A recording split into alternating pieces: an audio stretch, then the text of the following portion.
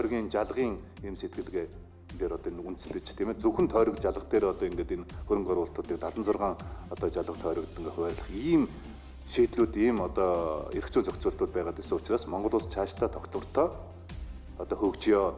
Ард иргэдийн асуудал бол зөвхөн нэг тойргийн асуудал биш.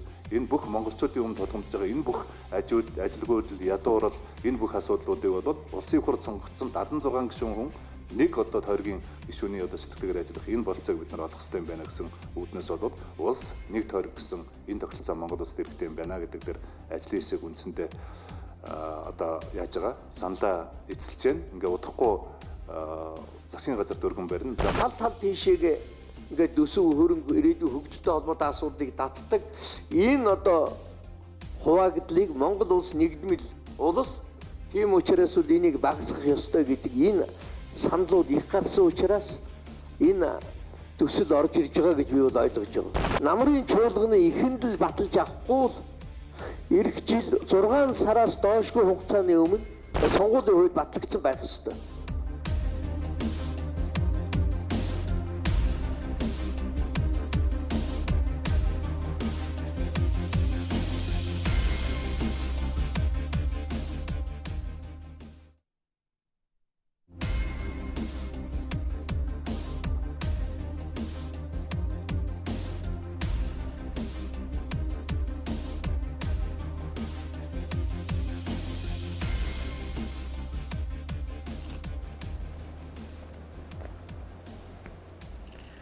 Оройн төргийн эрхэм үзэгчтэй НТV телевиз өөр өнцөг хэлцүүлгийн цагийг эхэлж байна. За өнөөдөр бид сонгуулийн тухай хуулийн эргэн тойрны асуудлаар ярилцах гэж байгаа. Тэгэхээр нэг мэтгэд сонгуул болно, удахгүй ганцхан жил хүрэхгүй юм хугацаа үлдсэн байна. Тэгэхээр бид нар сонгуулийн ямар хуулиар явах гэж байгаа вэ гэдгээ шийдэх ёстой болно. Хэдийгээр өнөөдрийн хүртэл хүн төрөлхтөн сонгуулийн хамгийн төгс хувилбарыг хайж байгаа ч гэсэн энэ нь төгс юм а гэсэн тийм тодорхойлт байхгүй байгаа. За нутаг орны онцлогоос хүн амын одоо сонгогчийн боловсролын төвшнгөөс гэх мэт олон харгалзах зүйлсээс шалтгаалаад өөр өөртөө гэсэн хувилбаруудаа сонгож авчин гэж сонгуулаа явуулдаг байгаа. За яг өнгөрсөн 7 хоногт нэгд өдөр буюу одоо 7 хоногийн өмнө Монгол Ардын намын бүлэг, улсын хурал дахь Монгол Ардын намын бүлэг сонгуулийн хуулийг ийм байдлаар явуулбал зүгээр гэсэн байр суурьтай байгаагаа бол илэрхийлсэн. Энэ бол шийдсэн асуудал биш. За үүнээс улбаалаад бид нар энэ хуулиар явбал ямар давуу болон сул талууд гарах вэ гэх мэтлэн олон хэлцүүлгүүд нийгэмд өрнсөн байгаа. Тэгэхээр өнөөдөр бид энэ хэлцүүлгийг студидтэй үргэлжлүүлэх гэж байгаа юм. За ингээд өнөөдрийн оролцож байгаа зочдыг та бүхэнд танилцуулъя. Баруун гар талаас эхлээд танилцуулъя. Хуульч, хууль зүйн ухааны докторант Батчов, доктор профессор тий уучлаарай доктор профессор Батчов. За Монгол Улсын их сургуулийн улс төр судлалын тэнхимийн багш доктор Бумдаар оролцож байгаа. МЭК судалгааны байгууллагын захирал Золбаатар ирсэн байна. Монгол Улсын боловсролын их сургуулийн нийгмийн ухааны тэнхимийн докторант улс төр судлаач Туяа Чимэг ирсэн байна. За мөн Сонгуулийн ерхий орны хууль эрх зүйн хэлтсийн ахлах референт Бат Эрдэнэ гэсэн өнөөдөр ийм бүрэлдэхүүнтэй бидэнд сонгуулийн тухай хуулийн аль хувилбар нь чухам зүгээр байж болох вэ гэсэн энэ сэдвээр ярилцах гэж байгаа юм аа. За тэгэхээр улс төрчдийн үгийг өнгөрсөн 7 хоногт бид хангалттай сонссон. За ялангуяа энэ шин яригадад байгаа сонгуулийн хуулийн төслийг дэмжиж байгаа саналтай улс төрчдийн яриаг байр суурийг бид ихэнхдээ сонссон байгаамаа. За мэргэжлийн үний үгээр бид нар бас нэвтрүүлгийг эхлэе гэж бодлоо л да. Тийм учраас сонгуулийн ерхий хорооны референт Бат Эрдэнэ танд эхний асуултаа тавья. Та бол энэ хуулийн төсөл дээр одоо ажиллаж байгаа юм байна шүү дээ, тийм ээ. Энэ бол зүгээр өргөн баригдаагүй, бэлэн болоогүй хуулийн төсөл байгаа. Тэгэхээр төсөл маань ямар одоо заалтуудыг оруулсан, ямар онцлогтой ийм хуулийн төсөл одоо яригдж байгааг та хэлэхгүй ямар шатандаа явж байна? За баярлалаа. Тэгэхээр 2017 онд улсын хурлын даргын захирамжаар сонгуулийн тухай хуулиудыг боловсруулж өргөн барих үүрэг бүхий ажлын хэсгийг улсын хурлын гишүүдийн бүрэлдэхүүнтэйгээр байгуулсан. За энийг бол улсын хурлын дэд даргын хамгаалан ахлуулаад байгуулсан байдаг. За энэ ажлын хэсгийн зүгээс мэдээж сонгуул зохион байгуулалтын үйл ажиллагаанд хуулиар чиг үүрэг хүлээж оролцдог төрийн бүхий л байгууллагуудын төлөөллүүдийг оролцуулсан дэд ажлын хэсгийг байгуулсан. За энэ ажлын хэсэг маань мэдээж хууль тогтоомжийн тухай хууль заасны дагуу хуулийн төслийг өргөн барих хүртэл ямар үйл ажиллагаа хийх ёстой байдаг тэр бүх үйл ажиллагаануудыг бүгднийг хийгээд явсан. Тэгэхээр ерөнхийдөө хамгийн эхлээд үзэл баримтлалын тухайд бол 2015 онд батлагдсан одоо мөрдөгж байгаа сонгуулийн тухай хуулиар бол бид нар 2016 оны улсын хурлын ээлжид сонгуулийг за мөн ерөнхийлөгчийн 2017 оны ээлжид сонгуул за орон нутгийн сонгуулиудыг ингээд зохион байгуулж явуулсан. Тэр энэ сонгуулиудыг зохион байгуулж явуулж явахын явцад хууль хэрэглээний болоод сонгууль зохион байгуулалтын үйл ажиллагаанд ямар хүндрэл бэрхшээлүүд гарч ирсэн бэ? Энийг эхний ээлжинд ямар ч байсан засах ёстой байна гэдэг дээр бол нэгдсэн байж байгаа.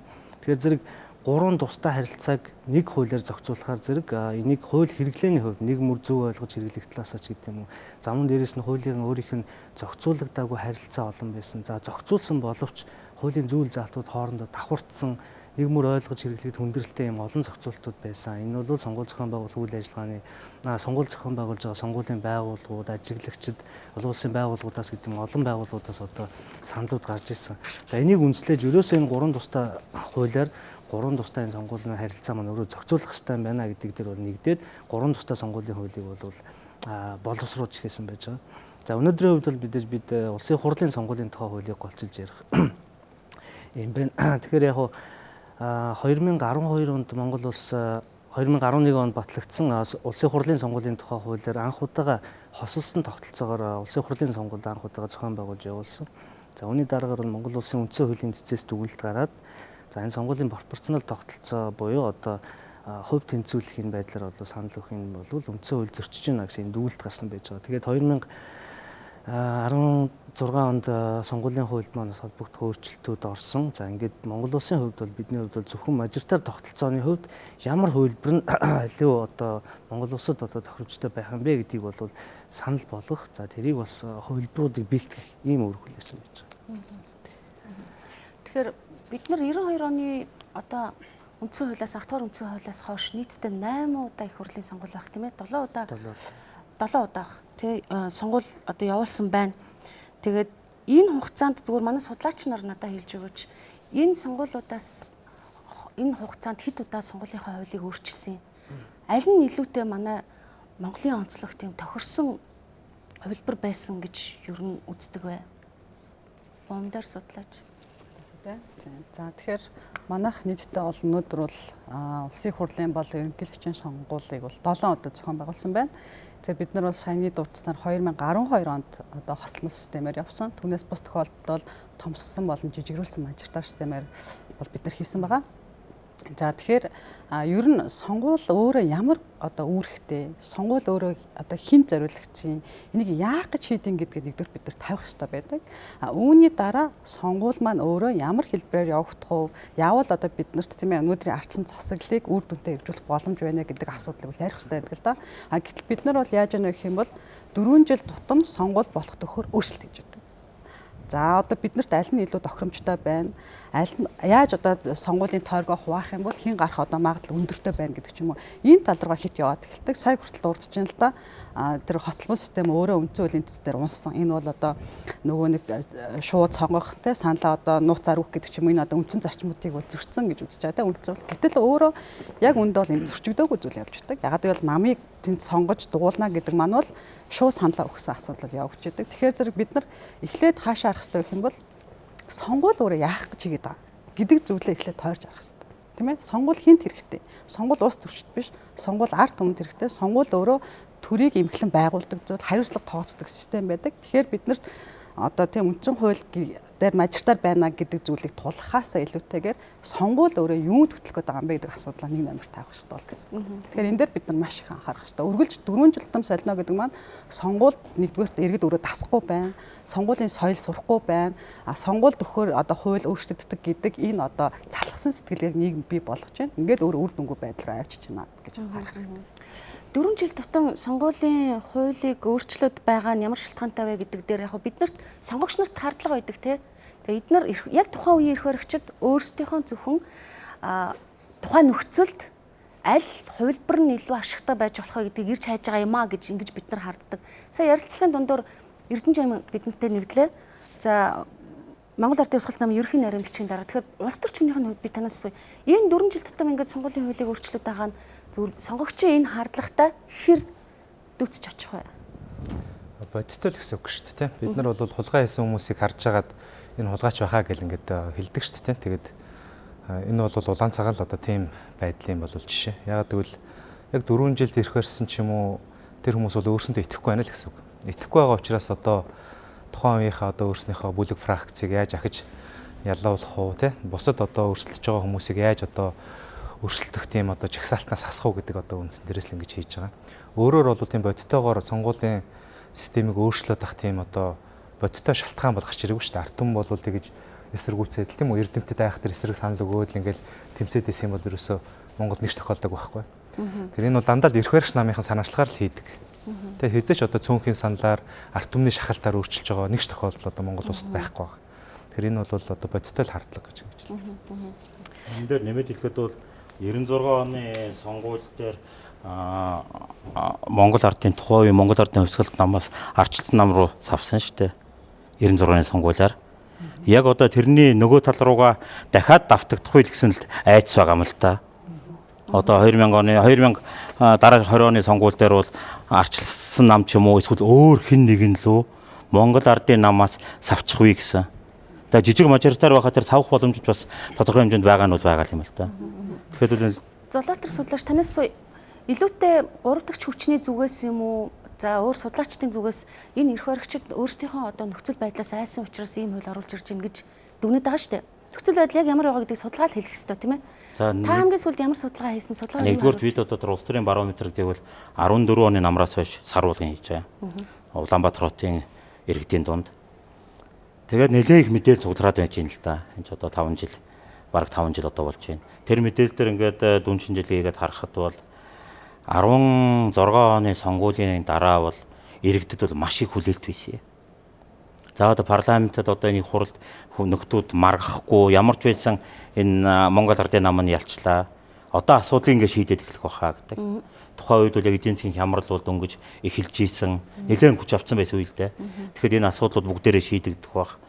Иргэдийн өмнө тулгарсан асуудлуудыг шийдэх эрх зүйн орчин бодлого нь боловсрох байх гэж бодсон. Гэхдээ сонгогчдын тэр хүлээлт бол дампуурсан шүү дээ. Монгол ардын засаг урж исэн нам нь хоорондоо тэмцээд эхэлсэн. За одоо сөрөг хүчин байх ёстой байсан арчилсан нам нь тэдийлэн сөрөг хүчнийхээ үүргийг биелүүлж чадаагүй. Одоо ч хүртэр нэг олигтой хийсэн чинь байхгүй гэж байна. Ингээ явсаар байхад бол яг тийм хоёр том намд итгэх итгэл бол буурчаад байж байгаа. Тэгэхэд одоо бид хоёр намыг одоо үнэлүүлээд үзэхэд нэг 3 гарыг л байгаа юм шүү дээ. Гэхдээ 100-аас 3 гарыг байхгүй. 10-аас 3 гарыг байхгүй. 3 4 те. Тэгээд нэг 2 пунктээр 0 1 2 пунктээр дээж доошоо болцоход манайх сайжирж ийн гэж яриад байдаг зарим нөхдүүд нь. Тэрүүл ер нь бол багш нартай харьцуулахад бол оюутны шүүлэг 60% байдаг шүү дээ. Тэрний талд нь дөнгөж хүрж байгаа байхгүй юу? Тэгэхэд хоёр намыг бол сонгогчд бол ажлаа муу хийж ийн л гэж үнэлж байгаа. Яг үлцээс нөгөө шийдвэр арай хараахан гаргаагүй хэсэг гэсэн үг. Саарлсаг гэж ярьдаг тийм. Юуг нь? Одоо хоёр намын итгэл буулаад. Гэхдээ итгэл гэдэг чинь үйл ажиллагааг нь үнэлүүлэхэд тийм гарч ирж байгаа байхгүй юу? Нэгээс 10 хүртээр үнэлүүлнэ шүү дээ. Тэгээд одоо шүүдэг шиг үнэлүүлээд үзэхэд бол үндсэндээ 3.1, 3, 3.4, 3.5 сэтэрхээ болчиход байгаа шүү дээ. 16 оны сонгуулийн дараа бол Монгол ардын нам их өндөр байсан шүү дээ. Тэгэхээр тэр итгэл бол баг багаар багассаар байгаад одоо бол жоохон болчиход байж байгаа байхгүй юу. Энээс үүдэн улс төрчд бол ялангуяа одоо засаг барьж байгаа намынхан бол нэлээд болгоомжлж байгаа л доо. Тэд энийг бол мэдж байгаа. Мэдээж өөрсдийнх нь судалгааны байгууллагуудын дээр ажиллаж байгаа. Тэгэхээр иргэдийн итгэл бол нэлээд тааруу байна гэдгийг бол маш сайн мэдж байгаа. Түүн дээр тулгуурлаад бол яаж одоо дараагийн сонгуульд 76-аас боломжит олон суудл авах гэсэн ордлого шүү дээ. Жижиг мажоритар нэг болохгүй байсан бол бас байхгүй л байхгүй да. Очин хуульч одоо энэ яригдж байгаа Монгол ардын намын анхны дэмжиж байгаа энэ хуулийн төсөл манай тэгэхээр оновчтой бай та юу гэж бодож байна? За нэг тойрог Ус нэг тойрог тийм. Нэг ус нэг тойрог гэдэг. Энэ бол зүгээр Монгол улсын хувьд боломжгүй. Нэгдүгüүрт бол бодит байдлаар ямар ч боломжгүй. 33 мянгатай 76 нэр дэвшигчтэй, бие даагчтай ингээд үсгээр 2-3 мянган хүн өрсөлдөх тухай асуудал. Хоёрдугаарт бол ерөөсөө би энийг бол явах гэж байгаа өргөн баригдах гэж байгаа тийм төсөл гэж харахгүй байгаа. Бас л энэ улс төрчдийн ард түмнэр тоглодог, тархины угаадаг ээлжилт одоо нэг акц өшөө нарийн тодруулж хэлэх юм бол жүжиг. Тэгээ тэрийг одоо тийм ч бас одоо юу гэдэг юм нэг тойрог гэж яриад тэгснэ за бүр болохгүй бол одоо бүсчилж болно гэж яриад үгүй бол томсгосон тойрог гэж яриад тэ ийм л юм яриад байгаа. Энэ бол зүгээр л жүжиг гэж би хэлэх гэж байна. Зүгээр юунд хүрэх гэж байгаа юм бэ? Энэ бас зүгээр явуулаагүй л дээ.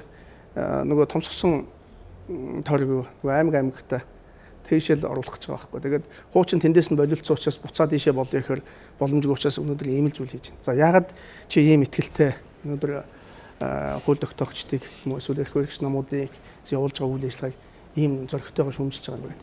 Би зүгээр судлаач юм. Судалгаанаас ингээ хараад болж өнгөрсөн сонгуулийн хууль тогтолцоо бүх зүйлийг үзэхэд нэг л зүйлийг анзаарсан.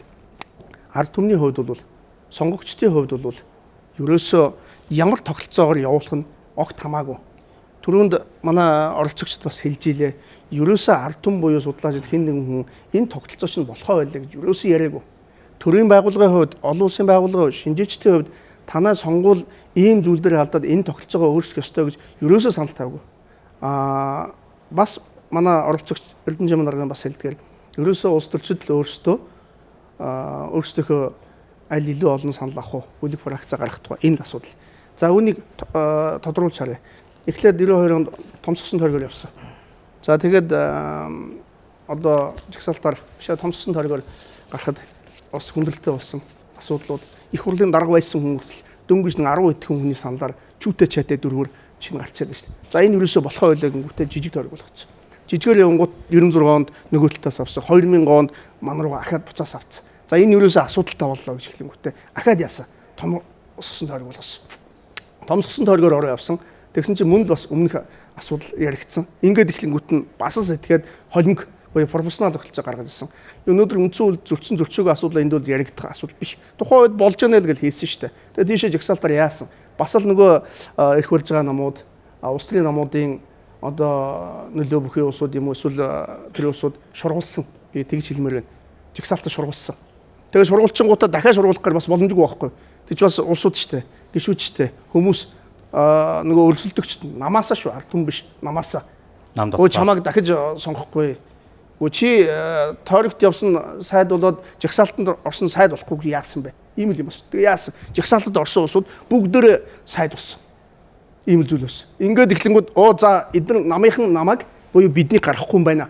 Одоо тэгвэл жижиг болгочих. Ингээд жижиг болгоцсон. Жижиг болсон чи бас хүссэн үрд нь хүрээгүй. Эсрэг нөгөө намтаас авцсан. Тэнгүүд одоо их болж байгаа нам нь яасан?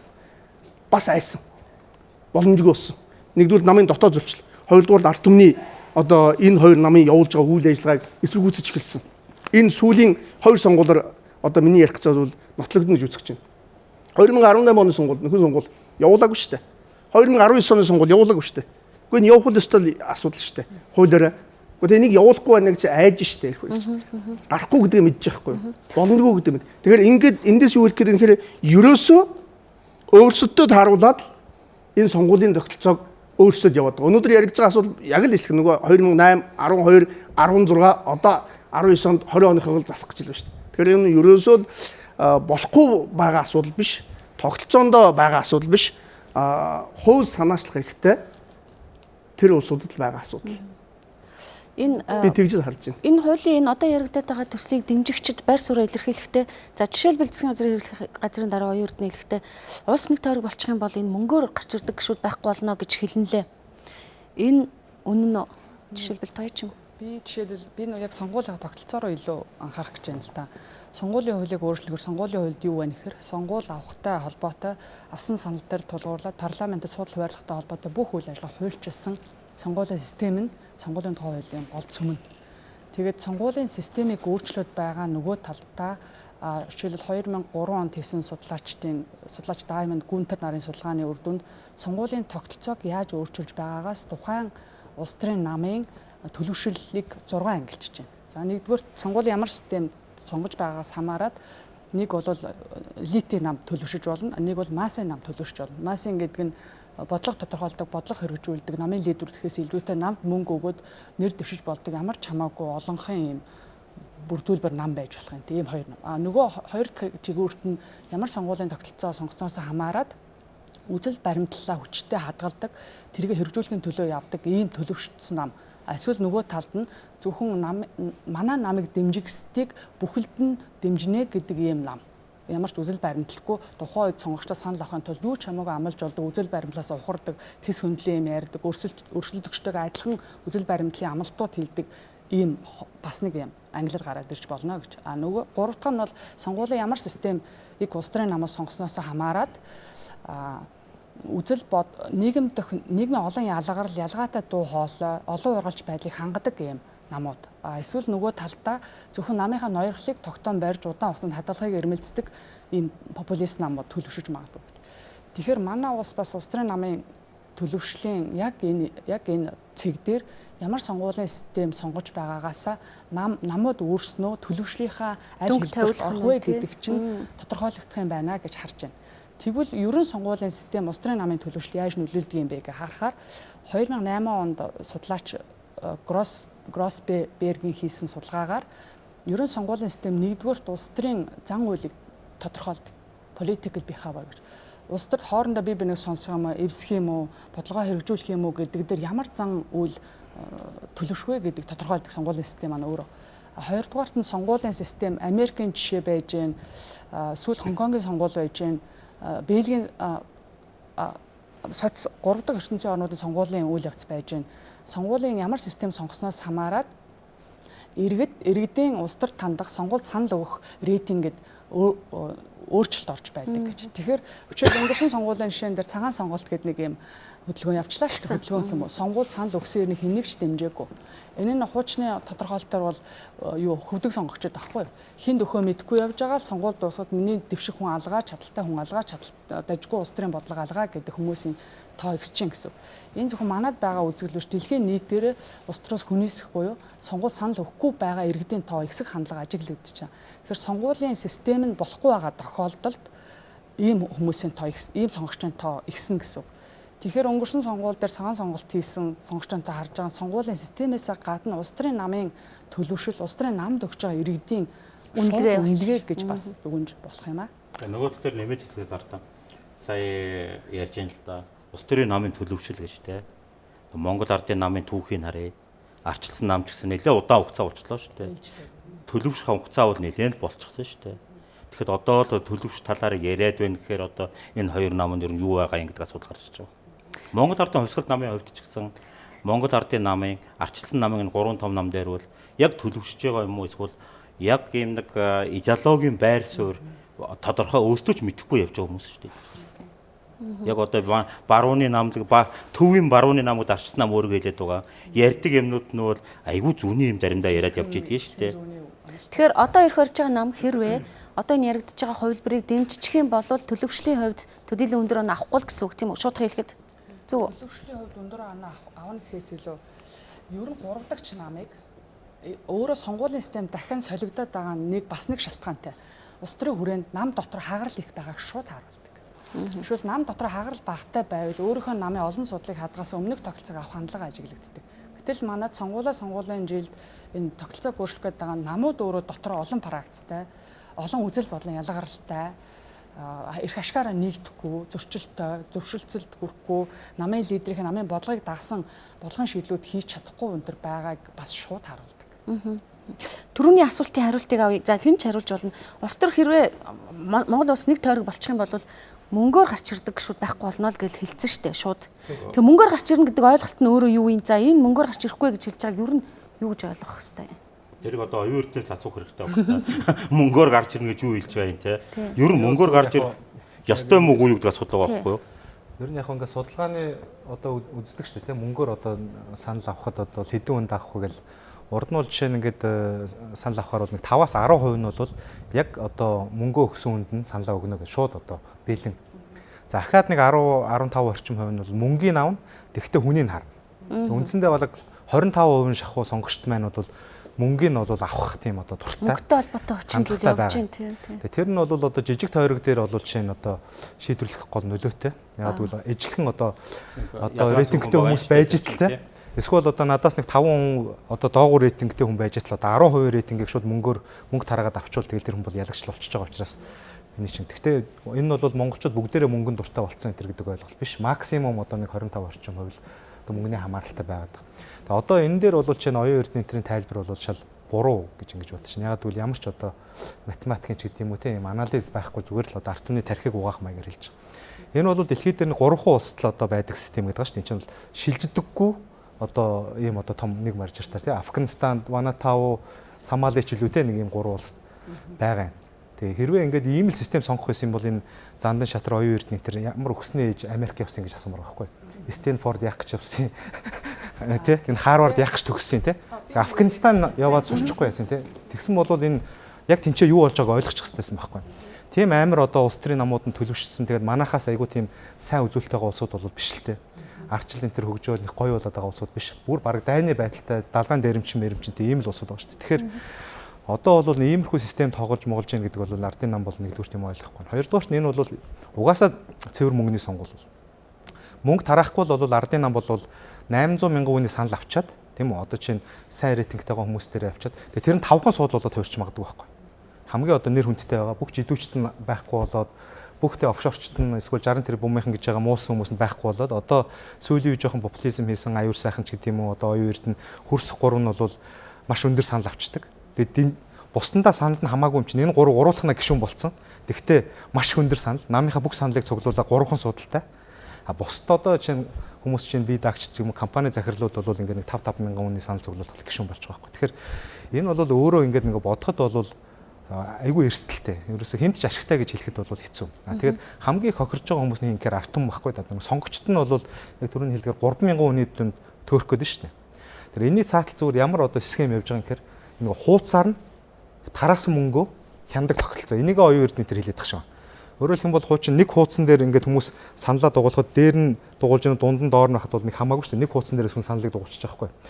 Одоо ингээд эхний хоёр хуудсыг эргүүлэх юм бол маань биш гэдэг нь бол тодорхойлж эхэлнэ зү дээ. Урт хуудсан дотор хадаг шиг уртын барьцсан зогсож илээ шүү дээ. Тэгэхээр хадагны дунд руу явах тусмал одоо Монгол ард явсгал намыг сонгох гээд байгаа маягийн болох гээд шүү дээ. Тэгэхээр үндсэндээ бол тараах мөнгөнийхөө схемийг л өөрснөө хийгээд баг энэ зөвхөн мөнгөөр сонгуульд ялахж байгаа хүмүүсийн хийж байгаа схем баггүй. Тэгэхээр энийгээ бол одоо дандаа эдгээр чинь нөгөө нэг бодож байгаа зорж байгаа юмныхаа эсрэг ингэж тайлбарладаг ярьдаг болсон шүү дээ. Бомдор өгч нэг юм хэлчихсэн тийм. Энэ бол single don't recycle void гэж нэрлэгддэг тийм. Энэ онлынхоо хувьд бол яг хуу ганц Афганистан мэдээж хэрэглэж байгаа, Японы дээд тахимд хэрэглэдэг тийм ээ. За Солонгос бас өмнө бас хэрэглэж исэн тохиолдол байдаг, Индонез хэрэглэдэг ч гэдэг юм уу. Яг хуу 7-8 улсад бол байгаа жишээлдэг. Ихэвчлэн хаа ямар тохиолдолд хэрэглэж байна гэх юм бол орон нутгийн сонгуультай жижигрүүлсэн төвшөнд бол хэрэглэж байгаа гэсэн үг тийм ээ. Тэгэхээр зэрэг сайн тал муу тал юу вэ гэдгийг нэгдүгээр харах ёстой. Тэгэхээр сонгуулийн үр дүнгээр бид нар сонгуул сайн явж гэнэ үү муу явж гэнэ үү гэдгийг харах маш амархан одоо ойлголт байдаг л да. 76 гишүүн байлаа. Хичнээн хүн сонгогдсон. 66 хүн сонгогдсон. Хэдэн хувь саналаа өгсөн гэхээр нэг иргэдийн 50 гаруй хувь л өгсөн маш. Гэтэл парламент дотор тэд нар 80 хэдэн хувь байдаг. Тэгэхээр энэ хоёрын зай 30. Тэгэхээр энэ зай холдох тусмал энэ сонгуул өөрөө муу гэдэг үнэлгээ тавьчихдаг гэсэн. За дээрэс нь мажоритар систем өөрөө угаасаа бид бүгдээрээ мэдээ дөрвжээг онол 2 нам гарах нь тодорхой, тэр хоёр ээлжлэх нь тодорхой. Тэгэхээр зэрэг мажоритар системээс зугдах боломж байхгүй тийм ээ. Ягаад бол хоёулаа үлдэхийн тулд ээлжлэх нь тодорхой учраас. Тэгэхээр зэрэг яг энэ бол одоо энэ нэг том нэг ус гэдэг энэ тойрог маань өөрөө ямар акц вэ гэхээр иргэдийг жоохон тийм ээ ийм байж болохгүй шүү гэдэг сэтгэл зүйн байдлыг дэвэргээд томсгсон тойрог руу явъя гэдэг санаа авч байгаа. За муу тал нь юу гэдэм бэ гэх юм бол мэдээж төөрөлт нь 76 одоо суудлын төлөө хичнээн өрсөлдөхөө. За нам дотор өөрөө ямар фракцд хүчтэй тийм ээ нутгийнх нь одоо зөвлөл ямар байна гэд маш олон асуудал өөрөө гарч ирнэ. Тэгэхээр зэрэг энд юу намын төлөвшил байтугай улс төрчийг хүртэл таних боломжгүй болоод эхэлнэ гэсэн. Тэгэхээр ямар тохиолдолд энэ кейсийг хэрэглэж боломжтой юм. Бид нар мэдээж гадны туршлага судалах сонирхолтой дуртай шүү дээ. Тэгэхээр за тэр хэрэглэж байгаа улсуудад тэгвэл ямар тохиолдолд хэрэглээд байгаа. Хэрэглэхгүй байгаа тохиолдолд яагаад байгаа гэдэг зүйлээ нэгдүгээр харах хэрэгтэй. Гэтэ энэ бол зүгээр л яах нь санал болгож байгаа. Гэхдээ тийм ер нь бол тийм санаа нь бол томсон торгилуулж явах гэж байгаа гэсэн. Тийм ээ мажоритараас зогтох боломж байхгүй. Тэгэхээр энэ системийн өөрийн хамгийн том тогтолцол нь юу гэх юм бол хамгийн их санал аваад үлдсэн санал нь өөрөө үхэн гэсэн үг байхгүй. Тэгэхээр иргэдийн дуу хоолой тэнд огт очихгүй гэсэн. Энэ маань өөрөө харамсалтай. Ягаад гэвэл олонхын саналыг авах ёстой. Арчил өөр яахын олонхын тийм ээ одоо шийдвэрийн асуудыг шийдэх ёстой байдаг. Гэтэл энэ маань өөрөө алга болчихж байна гэсэн үг байхгүй. Тэгэхээр л нөгөө итгэх байдал, юу улс төрийн намын төлөвшил одоо яг хаачих гээд байгаа мэ гэдэг асуудал маань яах нь бүгд гарч ирнэ л гэсэн. Яг нөгөө мөнгө тараахаа болно гэхээр сонгуулийн тогтолцоотой төдийлөн хамааралгүй л дээ. Сонгуулийн тоо хууль тусна сонгуулийн компани санхүүжилт гэдэг хэсэг байгаа. Тэр бүр тустай асуудал. Тэгээ жил болгон мөнгө тараадаг мөнгөний хэмжээ нь Монгол дэвсгэртээ хамгийн өндөр тоотой бай 20 мянга хэд дахин үржүүлээд ингээд ил тод болчихсон хэрнээ хуульч агш мэдж хуульч судлаач маань гадарж байгаа тий. Сонгуульд мөнгө тараалаа гэд хэдэн хүн өнгөрсөн жилүүдэд шийтгэж ирсэн юм бэ тий. Ганц нэг туслах хэрэгт холбогдоод цагаадж исэн, торгуул төлж исэн тохиолдол байгаа. Бид нар өөрсдөө ингээд бие бинийгээ бас хуураад байгаа юм шүү. Сонгуулийн санхүүжилтийн тухай хуулийн зохицуултыг нарийн болгоод яг тараас нь үнэн бол баримтжуулаад хариуцлага хүлээлгдэг ийм шүүх ажиллагаа явагдахгүй байгаа тохиолдолд бид нар зүгээр ганц нэг улс төрчин энэ л тогтолцоог авчих юм бол мөнгөний сонгуул байхгүй болно гэдэг ийм үгэнд бас итгэх болцоог. Тэр мөнгөний талаар ярьж байгаа оюун эрдний цэвэр популист одоо хүн таалагдах гэсэн оролдог шүү дээ. Мөнгө тарааж болохгүй гэдэг нь угаасаа ойлгомжтой ямар ч тогтолцоо байсан гэсэн. Ерөөсөө энэ чинь нэг ус нэг тойрог давуу тал нь ерөөсөө мөнгө тараах бол нөгөө шаардлагагүй гэж хэлж байгаа. Энэ зүгээр л ерөөсөө тэгвэл үндсэн хуулинд манайх заасан шүү дээ. Нөгөө тунхаг зөндөл байгаа шүү дээ. Хүнлэг алдсан энэрмгүй нийгэм байгуул. Өнөөдөр хүнлэг нийгэм нь хаана байна? Алдсан нийгэм нь хаана байна? Шудраг нийгэм нь хаана байна? Байхгүй. Яг тэрнтэй ажил энд ганц л зүйлийг хэлж байгаа.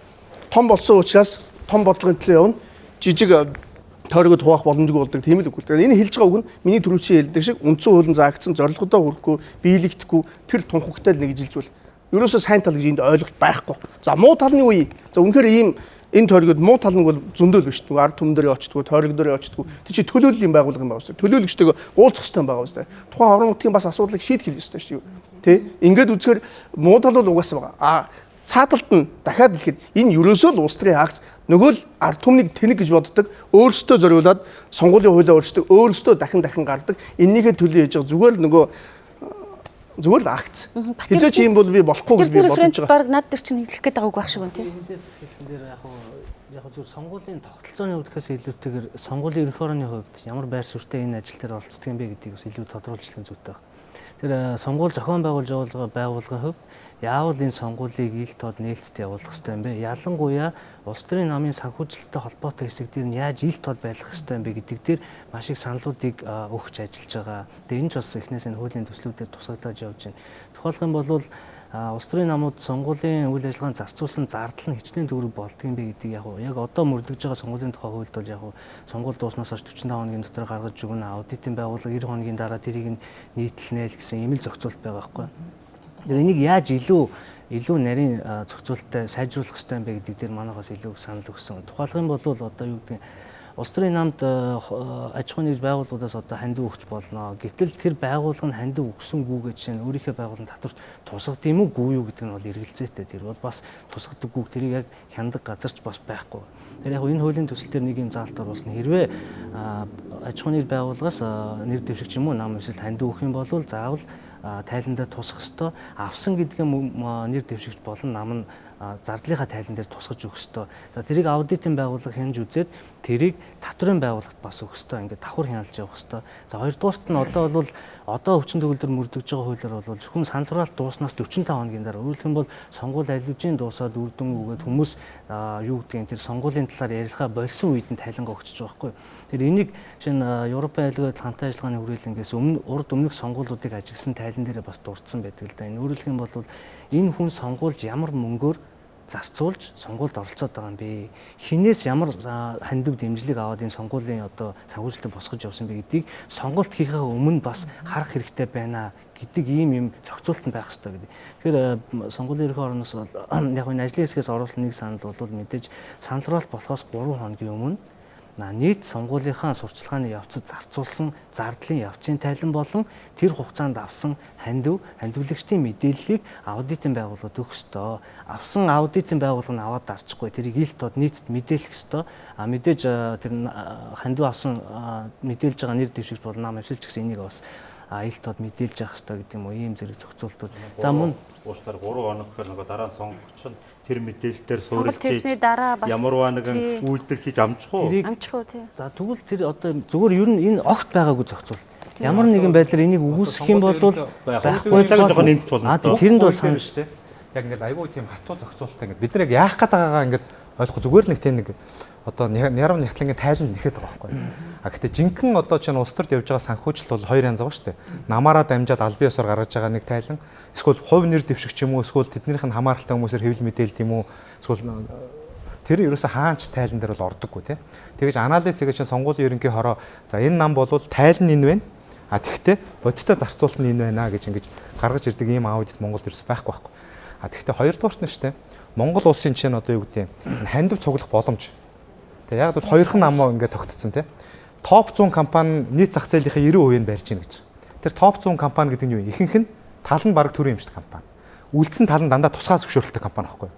Өөрөлдөл ашигт малтмлын тусгай зөвшөөрөлттэй, нефтийн тусгай зөвшөөрөлттэй, хайгуулын тусгай зөвшөөрөлттэй төртөө 100-уулаа бүрэн хамааралтай байхгүй. Энэ дотор яг төрөөс зөвшөөрөл авдаггүй нэг ч компани байхгүй. Өөрөөр хэлбэл эрх баригч нарын мэдлэлд байгаа топ 100 компани. 200 компани жигсаасан ч адилхан. Хоёр талд нь өгчдөг. Өөрөөр хэлбэл хоёр талд нь өгнө хизээч биш те сөрөг хүчин юм уу, 3 дахь хүчин юм уу, эсвэл өөр юм ярьж байгаа хүнд өгөхгүй. А тэрийг л барьж авах гээд байхгүй. Одоо энэ сонгуулийн хууль хийж байгаа хүмүүс энэ төрийн байгууллага ч гэсэн биш те. Юуны төлөө гэж нэхэр өөр хүн гараад ирчихвэгээ тэдний мөнгийг шалгаж байгаа. Эрх баригчны мөнгийг шалгах тийм хүсэл байхгүй. Ийм нөхцөлд биш те. Энэ сонгуулийн хуулиндх энэ янз янзын ингээл нэг жижигхэн ингээл дөнгө саад энэ хүмүүс бол бие даагч нарыг эсвэл 3 дахь хүчнийг гаргаж ирэхгүй төлөө одоо хориг саадл болж байгаа. Тэрнээс бол одоо юу гэдэг те улс орныг эрүүлжүүлчихье гэж бодвол тэр хүмүүсийн бусад үеэр гаргаж байгаа сонгуулийн санхүүжилтийг яагаад авч хэлцэхгүй байгаа. Тэр нөгөө их хурлын гишүүдийн тойрог дээрээ тарааж байгаа мөнгөн аягыг Британиг данхыг яагаад шалгахгүй байгаа. Тэ өнөөдөр ингээд фэйсбүүкт төлж байгаа тэ хэдэн сая доллараар Монголоос гарч байгаа тэр юмыг яагаад тэгвэл найруулж үзэхгүй байгаа. Тэг хинийх нь төлөө юм. Өөрөөр хэлбэл ийм юмаа шалгадаггүй гэж яг нэг 45 18 хоногт явж байгаа хүмүүсийн тайланг өгөө шалгаа гэдэг. Одоо чинь иргэний зориг намыг өнгөрсөн сонгуулиас оруулахгүйг ачиж байгаа. Нэг нөхөн сонгуул яах вэ? Нөгөө ялагдсан нам нэг суудлаа аваагүй ингээд гутарсан хүмүүс нэг тэгэл одоо тайланг өгөхгүй яа. Ямар ч мөнгө зарцуулаачгүй нам баг. Тэ? Тэгэхэд тэр намыг одоо оруулахгүй гэдэг л хуйлтай. Яах ч чам тэрийг одоо тэгж одоо тэгээ иргэний зориг намыг нэг 5% ч юм 3% ч юм артнд дэмжиж л яваа гэдэг. Тэгээд тэр нь одоо эрх баригчд юугаараа гайвуулж байгаа юм бүүм. Тэгэхээр юуны төлөө шалгах гэдэг юм. Тэ? Яах гэж шалгаж байгаа гэдгээ бид нар бол мэдмээр байгаа юм. Тийм учраас одоо бол энэ сонгуулийг бид нар шүү дээ, тэ. Зөвхөн эрх баригчдыг унах уугүй юу гэдэг нь өнцгөр л хараад байгаа. Уг нь бол шүү дээ. Түрүүн бас намайг шин судалж арт түмэн яг өөрөө мэдээд өөрийнхөө дуртаас сонголтыг хийх тэр болцоог олгохлоо байхгүй. Тий, сонгуулийн үеийн санхүүжилтийн тухай асуудал байнга яригддаг. Ямар нэг байдлаар алхам хийгээд хуулинд бас заалт оруулах ёстой л доо. Гэхдээ явж нэг л юм дээр очиод гацдаг тэр нь юу гэвэл ус төрчдөд эцсийн дүндээ хүсэл сонирхол байна уу л гэдэг асуулт дээр очдог тий. За бид энэ хүрээд төр завсралын эрхэм үзэгчтэй өнөөдөр бид өөр өнцөг хэлцүүлгээрээ сонгуулийн тухай хуулиар судлаачид болон ус төрчтэй хэлцэж байгаа та бүхэн нэвтрүүлгээ өргөжлүүлж үзээрэй.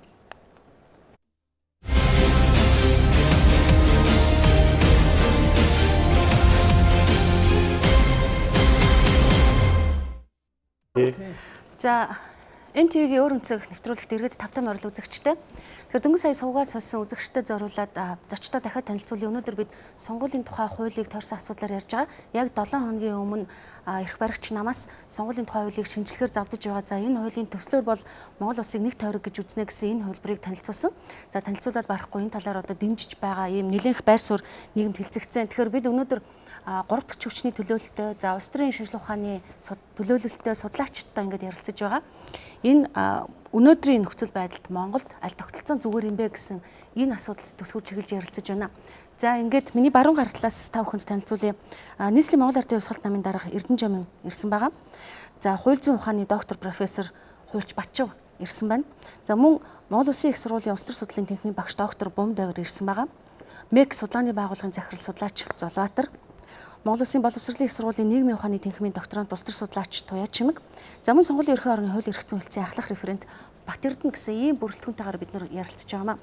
За нэвтрүүлгийн эхний хэсэгт өрнөсөн энэ Монгол Улс нэг тойрог гэсэн энэ хувилбар бидэнд цохимжтой юу үгүй юу гэдэг дээр яриа өрнөжсэн. За сонгуулийн үеийн бас улс төрийн намуудын санхүүжилтийн асуудлыг ч гэсэн энэ хуулинд бас оруулж зүйл залт оруулсан байгаа гэдэг сонгуулийн ерхий орны ахлах референт маань хэлж байгаа. Ингээд бид нар ярьцгаа өргөжлүүлээ. Тэгэхээр нэг тойрог гэдэг дээр за бид нар бол боломжгүй юмнуудаа илүүтэй яриад байгаа шүү дээ, тийм ээ. Яагаад боломжгүй гэж үзэж байгаа вэ гэдгийг боломжтой гэдэг хариултуудыг бид нар эрх баригчдаас өнгөрсөн 7 хоногт бол хангалттай сонссон байгаа. Тэгэхээр тэрэн дээр нэг ярьсан нэг юм зөвтгөл байгаа юм л да. Тойрог дээр төсөв тэгшитгэж хуваарлага болно гэсэн яж байгаа тийм. Энэ одоо бас энэ хуулийг зүтгүүлж явуулах бас нэг үндсэн шалтгаан мөн байж болох уу? Гэхдээ одоо тэрийг сонсохоор ингээд одоо хэлэх үг болохгүй болгож байгаа юм л да. Тойрог дээр төсөв тэгшдгээ тойрогд нүнгээ мөнгө өгөө болиё гэсэн санаа юм шиг байгаа шүү дээ тий. Тэгшдгээд одоо хүн амын байршил, хүн амын тоо хамаагүйгээр харин тий. Тэгээ ингээд байгаа зарим газар сургуулийн илүүдэл болцсон байтал зарим газар сургуулийн дутагдaltaй болчиход засгийн газар нь юу хийж байгаа юм бэ тэр хийж. Тий. Тий. Тэр ерөөсөө тэр тойрог нь улсын төсвөөрөө дамжаад бүх санхүүжилтний явах байхад тэр тойрогт хуваарлдаг мөнгө гэдэг чинь утга учир ухаангүй юм шүү дээ. Тэгэхээр тэрийг заавал тэр тогтолцоотой холих хэрэг байхгүй. Зүгээр соёлтой улсад биш тийм. Тэр хэрэг эрхлэхийн газрын дарга ийм хүн яг ийм мөнгө байр суурь илэрхийлснийхаа төлөө огцох хэрэгтэй байхгүй. Яг гэхдээ гişүүдийн байр суурь шүү. Үгүй гişүүд ч байсан гэсэн тийм. Энд чинь эрх барьж байгаа нам шүү дээ. Өөрөөр нь тэд нар юу хэлж яах гэхээр бид нар бол тойргууд бол ядгууртаагаар төсөв өгдөг. Зарим дарга гишүүнийхт бол бид нар илүү байсан ч гэсэн илүү мөнгөний өгдөг, заримд нь бол өгдөггүй гэжээ өөрснөө Монгол ардын нам зөвшөөрч ийн л гэсэн үг байхгүй да. Ийм юм ерөөсөө байж болохгүй шүү дээ. Монгол улс нэгдмэл улс, нэг төсөвтэй. Ийм үед ардын нам бол өнөөдөр энээс болоод тойргийнхаа системийг өөрчилж ийнэг үл энэ ардын нам өөрөө татан буугдах хэрэгтэй байхгүй. Тэгээ энийг бол одоо ингээд шинжилээд үзэх юм бол энэ үнэн л байгаа. Тэ? Хэрэггүй газар олон сургууль барьж байгаа нь үнэн байгаа. Тэ? Хэрэгтэй газар нэг сургууль байхгүй байгаа нь үнэн байгаа байхгүй да. Тэгэхээр энэ бол өөрөө юу гэж нэхэр энэ бол сонгуулийн тогтолцооны гажиг биш. Энэ бол зүгээр ардын намын гажиг байхгүй. Тэ? Эсвэл одоо өөр эрх барьж байгаа намынхны гажиг. Тэгэхээр яг одоо ч гэсэн ингээд энэ мажистар жижиг 76 тойрог дээр бол ингээд мэдээж тойргийн ялгуурлан гадуурт гэдэг юм бол байгаад байгаа байхгүй. Монголд одоо ингээд зөндөө байсаар ирсэн. Одоо ардчилсан нам ирэх байвал ардын намын засаг даргатай аймагт бол одоо нөгөө жидүүгийн сангаасаа мөнгө төгрөг хуваарлдаг ч юм уу те. Одоо жишээ нь том дарга нарын одоо тойргууд илүү нэг том ажлууд нь бүтээ явдаг. Жишээ нь одоо хамгийн сүүлд одоо их хурлын дарга Зандан шатар бол өөр аймаг дээр явж исэн олон улсын байгууллагын төслийг Баян онгорлогоо татж байгаа юм байна. Тэгээд энэ одоо юу гэсэн үг юм бэ? Тэгээд тэр хүн чинь бол тангараг өргөхдөл би одоо энэ тойргийн иргэдийг сонгохоо болоод Монгол улсын бүх иргэдээ гээд тангараг өргөсөн байгаа зү. Тэгээ одоо бол тэр тангаргаа бол өдөр тултам зөрчиж байгаа гэдгийг энэ их хурлын гишүүч нь харуулад байхгүй. Тэгээ бид нар ийм одоо үнд зүйл гэдэг юм уу те зарчмын юмнууд ингээ харахгүй бид нар ингээ айгүй хамаагүй ярьж байгаа. Тэ? Тэгээ тэрийг бол бид нар бол тэгэхээр одоо шүү дээ энэ тойргийн өөрчлөлттэйгээ холбогдоод ингэж гарна гэж байхгүй. Тэгэж ярих юм бол шүү дээ хамгийн их мөнгөтэй магадгүй өмнө говь аймагаас 50 гишүүн сонгогч магадгүй. Тэ? Дандаа нүүрсдүүд компани захирлууд мөнгө тарааж байгаа 50-уулаа сонгогдчихвол бусад бүх аймаг нь яах юм тэгээд тэ? Баян үйлгээ тэгээд тэр чигээрээ үлд тэ? Хинтийн энэ чигээрээ үлд. Тэгээд Төв аймаг ингээд байж их юм уу? Тэ? Ийм юусоо байдаг байхгүй. Харьцангуй энэ нэг 76 систем ч гэдэг юм уу эсвэл нэг нам дотор төлөөлийн зарчим алдагдана гэх гээд байна тэ. Төлөөлийн зарчим юусоо ямар ч одоо утга учиргүй болно. Энд юусоо тийм утга учиртай нэг логик дистралта сонгогдох магадлал маш бага болж байгаа байхгүй. Хин хаанаас яагаад сонгогд гарч ирээд ямар үүрэг амлалт авч ирээд гарч ирсэн бол бүүм. Тэгээд энэ бид нар санаж байгаа шүү дээ. Энэ нэг томсгосон тойргоор мажистар тойргоор ингээд нэг сонгуул явлаа шүү дээ. Нэг дүүрэг дээр ингээд 3 4 нэг намын хүмүүс. А энэ дээр намууд ямар проблем тавиад энийгээ өөрчлөө 76 явуулсан гэхээр нам дотор алдсан юм байна. Учраа олдгүй юм байна. Сүүлдээ өөр намын хүмүүстэй өрсөлдөхөө болоод нам дотор өрсөлдөн. Энэ дээр яг юм тохиол гарна. Ардын нам, арц нам одоо манай нам ч гэдэг юм одоо ингээд намууд ингэж явж байсан. За эхний 5 5 нь ойлгомжтой байд юм байгаа. Тэгээ 10 20-оос эхлээд ойлгомжгүй болж эхлэв шүү дээ. Тэгээд яах юм? Нам дотроо зодолж эхлэх байхгүй. Тэгээ юу нөгөө намын төлөвшөл те тэр бол ерөөсөө үзэл баримтал тийм юм байхгүй. Тэгээ энэ бол зүгээр баргал яг түрүү хэлж байгаа иргэд яах нь уу те нэг ингэж хатгаж үзчихэд дараа нь бол одоо за энэ бол бүр болохгүй юм байна. Энэ нь арай дээр юм байна гэж одоо томсгсон тойрог руу очих одоо сэтгэл зүйн бэлтгэлийн асуудал болсон биш үү дээ. Бид нараар л пропорционал руу шилжиж шиг гэдгийг хэлүүлэх гээд тахгүй да. Тэгэхээр үндсэн хууль зөвчих гээд. Тэгээ одоо үндсэн хуулиа одоо өргөн барьсан юм чинь same time нөгөө хугацаанд харахгүй. Үндсэн хууль нь дараачийн юуны дараа сонгуулийн дараанаас үйлчлэж эхлэхээр явчихна. Үгүй тэрийг одоо өөрчилж байна. Хууль баталж байгаа юм хизээч өөрчилсөн болно ш. Тэр бол ямар ч асуудал байхгүй. Үндсэн хууль өөрчилж болж байгаа юм чи өнөөдрөөс эхлээд өөрчлөгдсөн ч болно. Тэр бол асуудал. Яг сонгол болж байгаа гэх. Тэгэхээр бид нар төлөөлөх эрхээ өгч байгаа байхгүй тэр одоо улс төрчин нарт. За тэгвэл тэр улс төрчин бидний одоо төлөөлөх эрхээ 4 жил эзэмшиж байгаа. Тэд нар чинь түрээсэлж байгаа гэсэн үг те. А тэгвэл тэр нөхөр юу хийх ёстой гэхээр хууль батлах ёстой байхгүй. Тэгээс тиймчээ тэр аймгийн асуудал байна уу? Тийм дүүргийн асуудал биш байхгүй. Тэр үндсэн энэ юу хийх юм? Энэ юунд зориулттай? Бид нар яах гээд байгаа гэдгээ ярих ёстой байхгүй. Энэ сонгуул чинь 76 хүнийг сайн сайхан амьдралд хүрэхийн төлөө ч юм уу 76 хүн улс төрч болохын төлөө биш. Тэр 76 чинь Монголын ард түмний төлөө сайн сайхан төгтлөх хууль батлах хэрэгтэй байхгүй. Тэгэхээр бид нар тэр л харах хэрэгтэй. Мэдж байгаа байхдаа зөвхөн энэ нь тэ үндсэн хуулийн манай өнөөдрийн үндсэн хуулийн алдаа байхгүй. Одоо ингээд онлын хувьд бол үнэн тий. Гэхдээ бид нар 76-ыг сонгохдоо бид нар засгийн газараа сонгож байгаа. Бид нар зөвхөн хууль тогтоогчийг сонгоогүй. Жишээ нь сонгодог утгаараа одоо Шарль Монтескигийн тий засгийн газар ард түмнээс, их хурл ард түмнээс, шүүх ард түмнээс сонгодог гэсэн бид нар яг таних шиг ийм гоё ярьж байна. Өнөөдөр манай үндсэн хууль яасан гэхээр их хурл сонгогдно, их хурлаас засгийн газраас ерөнхийлөгч, их хурлаас ерөнхийлөгч тэгээд шүүхийг бүгдээрээ нээлж аваад. Ганцхан их хурл чинь бүгдийг мэдээд байгаа байхгүй. Засгийн хуулийг исламтын загвар ахгүй да. Тийм тэгэхээр штэ ийм нөхцөл бид нар ганцхан хуулиа батлах хэрэгтэй гэвэл бид нар сандуураад байгаа. Яг тэгвэл өнөөдрийн тогтолцоогоор энэ үндсэн хуулийг өөрчлөхөөс нааш яаж юм гэхээр энэ их хурлыг сонгохдоо бид нар засгийн газрыг нь шүүхийг нь тий их хур хууль тогтоогч бүгдийг нэг дор сонгож байгаа. Тэр утгаараа хамгийн одоо ашиг сонирхлын зөрчилтэй үнэхээр одоо мөнгөтэй хүн бод ийшээ шавхаас аргагүй. Тэгээд дээрэс нь одоо манай улсын бүх бодлого буруу явж байгаа. Тэгвэл та нар шиг эрдэмтэд хизээш орохгүй. Тэг ягаад гэвэл бүгд мөнгөөр явдаг тогтолцоо болсон тийм учраас чинь цалингаараа явж байгаа амьдарч байгаа юм бол хизээч их хурл руу орохоо болцсон байхгүй. Энэ улсын хурлд байгаа бас нэг гишүүний одоо энэ хуулийг дэмжиж байгаа бас нэг шалтгаан амьдралаа чимхэлж цэгцлээгүй хүмүүсийг хязгаарлаж байгаа нь зөв гэж ингэж хэлсэн. Тэгэхээр энэ бол мэдээж нөгөө насны хувьд залуу хүмүүст илүү гомдмоор санагдана та. Нөгөө үндсэн хуулийн сонгох эрх гэдэг юм маань. Тэр их хурлын гишүүн нь ард түмэн болохоор чадваргүй нөхрийг тэнэгтэй сонгогч гэнэ гэж хэлээд байна уугүй юу? Ер нь бол утга нэг тийм яваад байна шүү дээ. Тийм учраас тэрийг би одоо хаагаад өгөө гэдэг чэйжээрээ хамгаалдаг юм хийчих гээд байна шүү дээ. Тэр тий. Яг уу мэдэхгүй шүү дээ. Тэр нь 25-тай залуу хүн таалагдаад тий. Одоо хинтийн дээр нөхөрвөл тэгээ таалагдаад сонгогдсон шүү дээ. Засаг дарга даваад гараад ирсэн хүн тий. Үдгээд ирж хүн чинь тэгэл сонгогдсон хүн байхгүй юу да. Муу байж болно.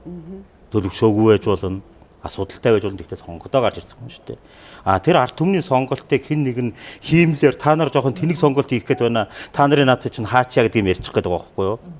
Тэр ч одоо нэг жоохон IQ-г нь арай доромжиж байгаа асуудалтай. Таны ярьж байгаа бүрөөдөл гэдэг бол болохгүй байхгүй юу? Өөртөө энэ төлөө тэмцэж авч 30 жил ус төрд юу гэж авч ирсэн юм бэ гэдэг асуух. Би түрүүнийхээ өгүүлбэрийг гүйцээч гэж жоохон уучлаарай энэ нөгөө хамтж байгаа хүмүүсээ жоохон ингэ нөгөө шүмжилж байгаа юм шиг яриад ингэ жоохон буруу ойлгохоор дуусгачлаа. Юу гэж нөхөр өнөөдөр штэ жинхэнэ сериозны түүхч хизээч одоо их хурл орж чадахгүй. Яг бол тэр цалингаа л аваа явж байгаа те 700 сая төгрөгийн цалинтай ажиллаж байгаа юм бол хизээ сонгож. Бизнес хийж байгаа түүхч сонгож магадгүй.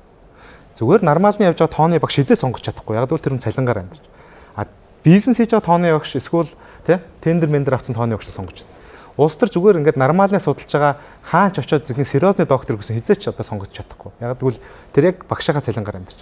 Тэр энийг өөрчлөхгүйгээр те саятан хүн мэрэгжлийн ажиллаж байгаа хүн хоёрыг нэг одоо шугам дээр авч тавихгүйгээр бид нар хизээч одоо мэрэгжлийн ёс зүйтэй гэдэг ийм юм руу очиж чадахгүй байхгүй. Тэгэхээр мөнгөний нөлөөлөл бол бүр ихсчээ тий. Тэгээ энийг хэрвээ үнэхээр өөрчлөх гэж байгаа бол төр бүх сонгуулийн зарлыг даа. Тий. Тэгээ бүх одоо сурчлагын ажлыг бол нэгэн одоо ижил төвшөнд хий тий. Сонгуулийн хугацааг шинэ хүн сонгогдох боломжтой болтон утсагч тавь.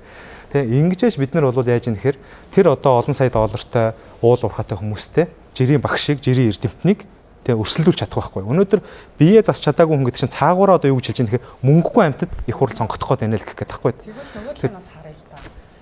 Бие засч чадаагүй гэр орныхаа асуудлыг зэгслээгүй улс төрд орж байгаа бол нөгөө талын хүмүүс хийн.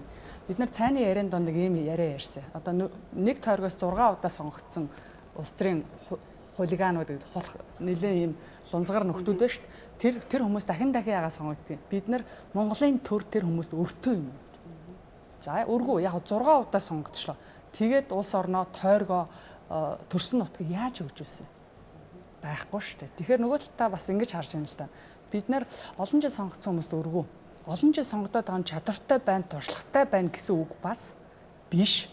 Харин ч давуу байдал, намынхаа нөлөө, намын аппарат, сурчлагаа, хэвлэл мэдээллийн ийм олон юмыг ашиглаад сонгогдоод байгаад нь бид нар залуучуудыг оруулмаар байна. Бодлого ярьдаг хүмүүсээ оруулмаар байна. Мөнгөний төлөө биш энэ бодлого хэрэгжүүлэхийн төлөө явдаг мэрэгжилтнүүдийг оруулмаар байна. Эмэгтэйчүүдэд дэмжимээр байна. Нийгмийн юм олон ялгарл байхад ягаад бид нэр цөөхөн хүнд өртөө юм шиг цөөхөн юм хүмүүсийг сонгох хэрэгтэй гэж. Тэд нэг юм байж тэр хүн сонгочоод байгаа юм шүү дээ. Гол асуудал нь тэрэндээ байгаа байхгүй да. Төр бүхний төлөө үйлчлэнэ гэж хэлдэг бол яг хөө бидний туйлын хүсэл. Гэхдээ улс төрийн нам нийгэмд ямар үр хүлээсэн байдгийг гэдэг ойлгох хэрэгтэй байхгүй. Улс төрийн нам засгийг авахд туйлын зорилго мөн юм уу? Гэхдээ улс төрийн нам нийгмийн насар их үр хүлээсэн байхгүй. Адаглаад улс төрийн соёл сулах хэрэгтэй байхгүй. Одоо энэ болохгүй байх та нар буруу хүнээс сонгоод байна. Та нар тархич угаагдаад байна. Ингээд одоо Филиппин жишээлх юм бол 40% нь саналаа худлах нь улс төрийн соёл гэж үздэг байхгүй. Гэтэл тэрлүү манах явж ингээд ирээд байна шүү дээ. Тэгэхээр энийг улс төрийн нам хийх ёстой. Яагаад хийхгүй байгаа? Тэгээс би гарга, намаа гарга, эдгээр хоорондоо ингэж ийна гэдэг юм ярьж хоорондоо хэрэлдэх биш. Яавал сайн сайхан нийгэмлөө хөтлөгдөх ёстой юм бэ? Яавал тэгвэл над чиг одоо жирийн судлаач хүн бас сонгогдох боломж хүрдэх юм бэ гэдгийг улс төрийн нам хийх ёстой. Нийгмийн үнэлээс үүргээр. Тэгэхээр тэрийг бол бас намууд хийж чадахгүй байна гэдэг. Зүгээр хүн судлаач юм уу, улс төр судлаач юм уу те их хурд юу мартсан гэж орох үү те. Тийм ээ. Бас тийм байхгүй те. Заавал тэрэнд орох шаардлага байна уугүй юу те. Тэгвэл судлаач байж чадгаа болчихно те. Тэр чинь улс төрч болоо явчихна шүү дээ. Тэг өөрчлөгдөн. Тэгэхээр бол яг ингээд нөгөө улс төрийн одоо бид нар бол жишээ нь одоо юу гэдэг дээд хуулийн төсөл гэж гаргаал тийм үү? Энэ тогтолцоог бүгдийг нь өөрчлөе те. Нэг энэ улс төрийн одоо сонгуулийг одоо ийм болгоё гэл ингээл явж байгаа байхгүй. Одоо зүгээр сонгуулийн үеэр ч гэсэн ингээд манай нам шиг хамгийн олон зөрчил илрүүлж одоо шүүх танддаг нам гэж бол байхгүй. Нэг зөрчил шийдэгдэг. Одоо хамгийн сүүлд өнгөрсөн одоо сард болсон одоо Баян зүрх дүүргийн сонгуул байгаа. Хоёр хүн нь бол яагаад татагдсан гэхээр төрүүчийн сонгуулаар мөнгө тараас ингээд татагдсан. Тэс тэн чи хоёр хүн ялахтаа хоёулаа ардын намаас нэр дэвсэн хоёр хүн иргэдийн хурдын төлөөлөгчд нь цуг явж хагаад өөрснөө мөнгө тарааж аваад биднэрт баригдаад одоо цагдаад явж байгаа. Тэгээ яагаад ч тий.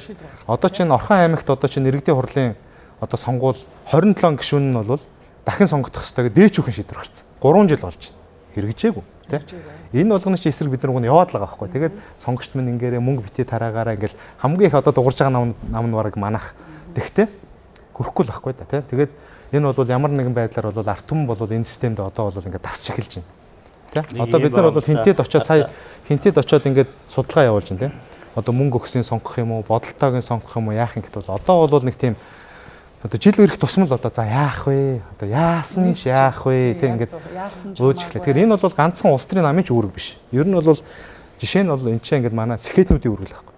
Монголын нийгэмд одоо хамгийн их үүрэг гүйцэтгэж байгаа, чухал үүрэг гүйцэтгэж байгаа юм. Ер нь дэлхийн ертөнцийн даяар би одоо ягаад судлаачтай гэж яриад байгаа юм гэхээр сэхэтнүүд нь өөрөө сэхчихэж энэ улсаар тэ хөрвүүлж явдаг. Явах ёстой шүү дээ. Одоо манайх бол яаж юм гэхээр хамгийн одоо баг амьдрал нь хэцүү тэгээд явж байгаа хүмүүс нь сэхэтнүүд болчиход байхгүй. Өнөөдөр хэн удирж байгаа юм дандаа 8 ч тэ бизнес хийж байгаа хүмүүс л байхгүй. Нэг юм л да. Сэхэтэн гэдэг чинь одоо нэг жоохон соцвийн нэг нэр томьёол гарч ирээд байгаа юм л да. Үгүй соцвийн шүү дээ. Хэнийг сэхэтэн гэхээ? Үгүй боловсролтой хүмүүсийг сэхэтэн. Одоо дээд сургууль гэрэл төгсчөөд байна шүү дээ. Ингээ түрүүнийхээ гол юм руу дахиад яваад орё. Хэрвээ бид нар одоо нэг сая хардлага авчлаа ш бидний хооронд тий. Бид нар зүгээр ингэж бид нарыг ингэж жоохон донслогж жагаад томсгсон тойрог руугаа явах гэж байгаа байхаа. Энэ тийм сериусны асуудал биш байх гэсэн хардлагатай байгаа юм байна.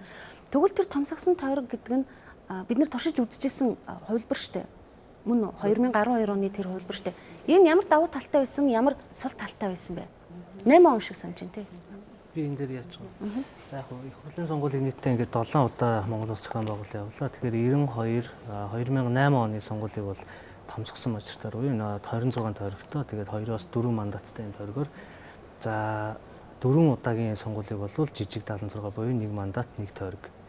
Тэгээд 12 онд бол нэг бол ослмостой ингээд хэрэгэлсэн байж байгаа. Тэр яг одоо бол бидний хувьд би түрүү хэлсэн яг одоо байгаагийн хувьд бол өнцөг эзэн нэг дүгнэлт нэгэнд гарцсан байна. Тэрийг зөв буруу гэдгийг бол бид энд одоо шүүгэж ярих хэрэг байхгүй. Тэгэхээр ямар хувилбар ажиллах вэ гэхээр мажистар дотроо ямар байж болох юм бэ л эдийг имийг ярьж байгаа. Тэгэхээр яг энэ дээр нэг 4 хувилбарыг гарч ирж ажлын сектор бол ярьсан байлээ. Тэн дээр за одоо нөгөө жижиг 76 1 мандат 1 тойрог гэдгээр байх юм уу? Эсвэл бол том 26 гэдгээрээ байх юм уу?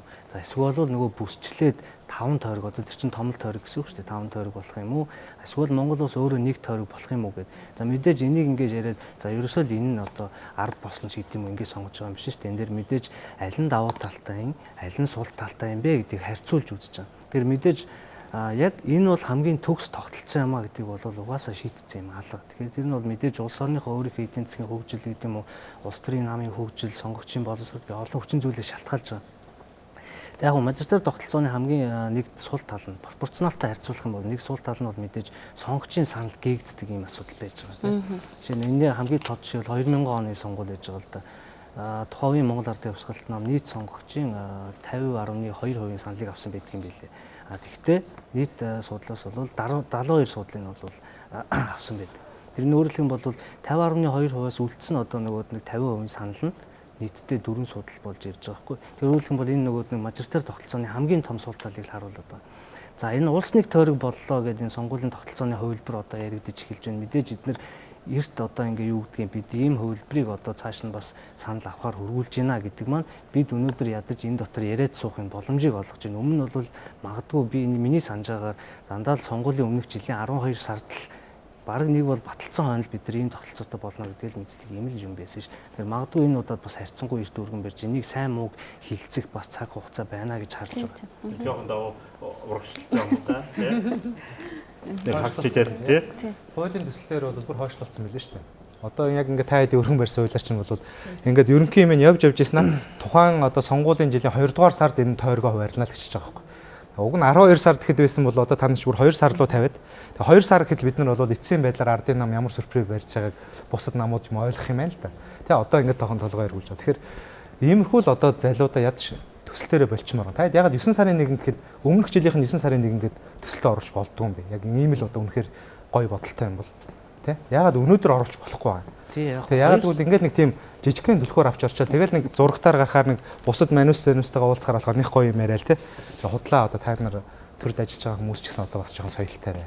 Ийм үг л. За би энэ дээр нэг зүйл тодруулаад хэлчихье хүсэж байна. Мэдээж би бол их хурлын гишүүдийг энд төлөөлж ярихгүй. Би сонгуулийн байгууллага төлөөлж ирсэн. За бид түрүү хэлсэн сонгуулийн байгууллага энэ хуулийн төсөл боловсруулах ажилд ямар хэмжээнд оролцож байгаа юм бэ гэдэг бол түрүү тодорхойлж хэлсэн. За ер нь сонгуулийн нэгэнт одоо ажиллаж байгаа төсөл маань ийм байдлаар явчихж байгаа учраас энэ бас нэг тодорхой хэмжээнд бас байр суурь илэрхийлэх зүйтэй л гэж ойлгож байгаа. За түрүүний хэлсэн 2 сарын 1-нд бол ямар нэгэн байдлаар тойрог хуваарлана гэсэн юм энэ хуулийн төсөлтөөр бол огт тийм өгүүлбэр байхгүй гэж байгаа. Монгол улс нэг тойрог байна. Хамгийн олон санал авсан 76 хүн нь сонгогдно гэж. Давуу талаас нь ганц нэгийг дурдъя л да. Яг зүгээр өнгөрөгч та дөрөв ярьж лээсэн те. Ер нь бол сонголтгүй сонгуул болоод штэ. Тэрнээс чинь болоод энэ цагаан хуудас өгдөг. Би очиод надад үнэхээр дэмжих алгаа. Тийм учраас би зүгээр сонгуульд орчиж байгаа илэрхийлж байна. Гэхдээ би хинээс дэмжихгүй гэдэг байдлаар цагаан хуудас уншуулад байна гэж. Тэгэхээр яг зүгээр улс нэг тойрог болж байгааг магадгүй нэг давуу тал гэж болох юм гэж харж байна. Юу гэхээр зэрэг надад ямар нэгэн байдлаар тухайн тойрог дээр 4 юм уу 5 хүн тулгачаад чи энийг нэгийг сонгоо гэж бол өгөхгүй. Нийт нэр дэвшиж байгаа хүнээс чи өөрийнхөө бодож явж байгаа дэмжиж явж байгаа нэг л нэр дэвшигчээд дугуул. Өөрөөр хэлбэл хамгийн олон санал авсан тэр ард түмнээс хамгийн их санал авч чадсан 76 хүн ч л сонгогдсон шүү гэдэг ийм л хувилбар байж байгаа байхгүй. Тэгэхээр ер нь бол хэдүүлээ нэг асуудлаа бас цэгцлээд хумаад явчих. 4 хувилбар байгаа. За нэг тойрог нэг улсын хувьд бол өөрөө чи хэлдэг үндслэл болно нөгөө гишүүдийн хэлдэг мөнгө тараахгүй гэдэг үндслэл бол тэр бол худлаа.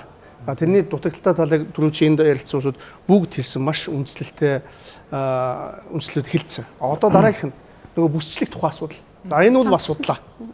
Энэ гишүүд эрх баригч чинь хууль тогтоогч чинь өөрсдөө сонгохыг хүсдэг байхгүй юу? Тэгэхээр одоо юу гэдэг нь байнгын гардаг усаас тавьсан гардаг 2 гишүүн бүсчлэхээр завханд ардчилнаас нарамчаа гişүү галцсан тий. Ардчлан завхныхын тийш өгөхгүй. Баян өлгийнхэн нөгөө овсын хойд өгөхгүй.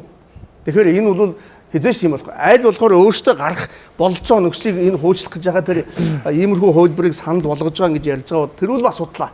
Ус 5 бус болно гэдэг. Зүгээр буцаад явахаараа нөгөө нэг жижиг бол болохгүйгээ өөрчлөж байгаа юм чинь нөгөө том сгсноор орох гэж байгаа. За том сгсан дээр харин бид нар сайн мууг ярьж байна. Гэхдээ энэ бол зүгээр судлаачийн хувьд юм уу? За бусад ард иргэдийн хувьд, за улс төрийн зүтгэлтнүүдийн хувьд зүгээр саналаа хэлж байгаа болохоос бидэнд бол сонгогчдод бол алимч байсан хамаагүй. Бид энэ үгийг би дахин хэлэх гэсэн. Алимгээр нь байсан сонгогч сонголтоо ороод явна. Хэцүү энэ сонгуулийн тогтолцоог өөрчилж байгаа нь ямар учир шалтгаан байгаа гэдгийг л харин хэлэх ёстой.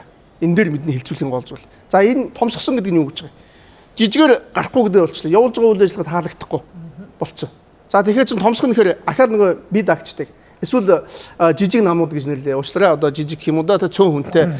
Эсвэл одоо шинэ намуудыг нөгөө тойрог танигдах боломж нь болохгүй. Зүгээр Хинтээ аймгаар би зүгээр жишээ авъя. Хинтээ аймаг бол одоо 18 сумтай 5 тостой 23 одоо нэгжтэй газар байхгүй юу. Тэгэхээр энд 3 мандаттай. Жижигээр гэж бодоход сая нөхөн сонгуул зарлагдах байгаа тойргийн хувьд бол 3 сум 2 тусгал байгаа байхгүй юу. 5. Энэ 5 хэсэг суурьнд сурталчилгаа хийх тухай эсвэл танигдах тухай асуудал байх уу? 23 одоо хэсэгт танигд сурталчилгаа хийх байх уу? Нөгөө сонгуулийн хугацааг нь богсгоцсон, баг болгоцсон. Нөгөө санхүүжилт зардал маш олон ямар хумаад өгсөн. Тэгээ энэ юу гэхээр буцаад өөрсдөө ахаад энд байгаа улсууд сонгохт боломжтой байханд бол томсгосон мажоритар болчихл ийм л зүйл ярьж байгаа. Тэгэхээр энэ бол хамгийн одоо энэ хууль өөрчилж байгаа нэмэлт өөрчлөлт оруулж байгаагийн гол агуулга нь би зүгээр энд явж байгааг шаардж байгаа. За яг хөө түрүүн сонгуулийн ерөнхий орооны төлөөллийг хэлж байгаа, ажлын хэсгийн гишүүний хэлж байгаа сонгуулийн санхүүжилт болон бусад асуудлууд байна энэ ч хууль өөрчлөгдөж байгаа юм чинь бас болохгүй жижиг сажиг асуудлуудыг ярина шүү дээ. Гэхдээ энэ бол ерөөсөө гол асуудал биш. Ерөөсөө томсгосон дөрвөөс. Тэгэхээр ард түмэн тэгэл бодгол хэрэгтэй байна шүү дээ. За томсгоод сурталчилгаа болон таниулга түрүүчээр яриад байгаа эрдэмтэн судлаачид багш нар жирийн хүн сонгохт боломжийг уулмал хомж байгаа асуудал байхгүй. Нөгөө талаасаа ахаад санхүүгээр нь тарах боломжгүй гэж эдгээр тайлбарлана. Мөнгөтэй улсууд ихийг тараагаад бүгдийг авах энэ боломж нэмэгдэж байгаа. Мөнгө багтаа нөхдүүд нь бас хасагдана. Энд чинь нөгөө нам дотроо алдчихж штэ. Тэгээ ерөөсөө энэ томцуудын зодоонд болж байгаа байхгүй. Энэ ард түмэнд ерөөсөө ихтэй биш. Ийм би бол тэгж харж байгаа. Ийм шүү дээ. Одоо энгийнээр ингээд мөнгөний хамаарлаг болж байгаа гэсэн мөртөө жинхэнэ мөнгөний хамаарлалт болж байгаа. Одоо ингээд бид тавуулаа одоо зургуулаа одоо их хурлд өрсөлдөе л да тий. За би бол одоо эрх хүчнийг бүх одоо сумын сүлжээтэй намын хувьд бол ингээ яаж яаж байгаа намын гэж бүх айлд өгч чинь 800 мянган айлд өгөх хэрэгтэй болно шүү дээ. Тийм үү? Нэг өрхт нэг сонин гэдээ бодохоор. Тэгээ энийг яг тарааж эсвэл хэвлүүлж чадах хүн хэд байх юм бол 800 мянган сонин хэвлүүлээ. Тэгээ 800 мянган айлаар орж чадах тийм одоо хүмүүс хэр их байх вэ гэдэг л. Тэгэхээр энийг хэн хэвлүүлж чадах юм? Тэ? Шог яриа хүртэл гарсан байна. Одоо нэрээ сонгуульд орох гэж байгаа залуучууд нэрээ нэг бол Батулга, нэг бол Хүрс өх гэж солилцгоо гэдэг ингээд тоглоод тэр нь юу гэсэн үг вэ гэвэл нөгөө танигдсан нэрэл дугуулдаг гэдэг Монгол сонгогчийн бас нэг сэтгхүүдээр яваад байгаа шог яриа байх шиг байна л да. Мэдээж хэрэг сонгогч биш дэлхий дээр л байдаг. Дэлхийгээр. Тэгэхдээ өөр улс орнуудын бас сонгогчийн төлөвшил бас арай өөр баха. Арай нэг баг хардаа. Тэр дээр бид нэг дэлхийгээс тасарч яваад те нэг муудаад эсвэл тэгэд нэг гоцлоо сайн биш ээ. Хаагасар л юм байгаа юм.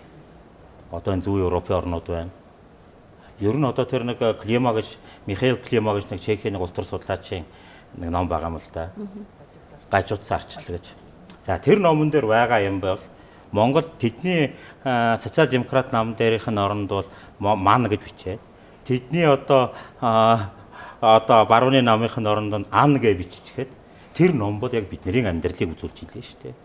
Тэгэхээр бид нэг тэгж нэг ингээд нэг тэс өөр замаар яваад юм уу эсвэл тийм муу байгаа бол биш ээ. Гадны байгууллагууд нэгдсэн үндэсний байгууллага нээлттэй нийгэм хөрөлөө энэ үзэгчээс ирсэн асуулт шүү. Нээлттэй нийгэм хөрөлөө нэгдсэн үндэсний байгууллага гэх мэт байгууллагууд маань ирээд танад ер нь холимог тогтолцоо тохирох юм байна гэдэг дүгнэлтээ хийгээ явцсан бидтэй гэж асуугаад байна. Ийм нэг юм баггүй дээр хэлээд Сорсын сан биш үү нээлттэй нийгэм тэднийхэн бидний тогтолцооны талаар санал өгөх ямарваа нэг юм зааж өгөх эрх бүхий итгэхэд мөн үү?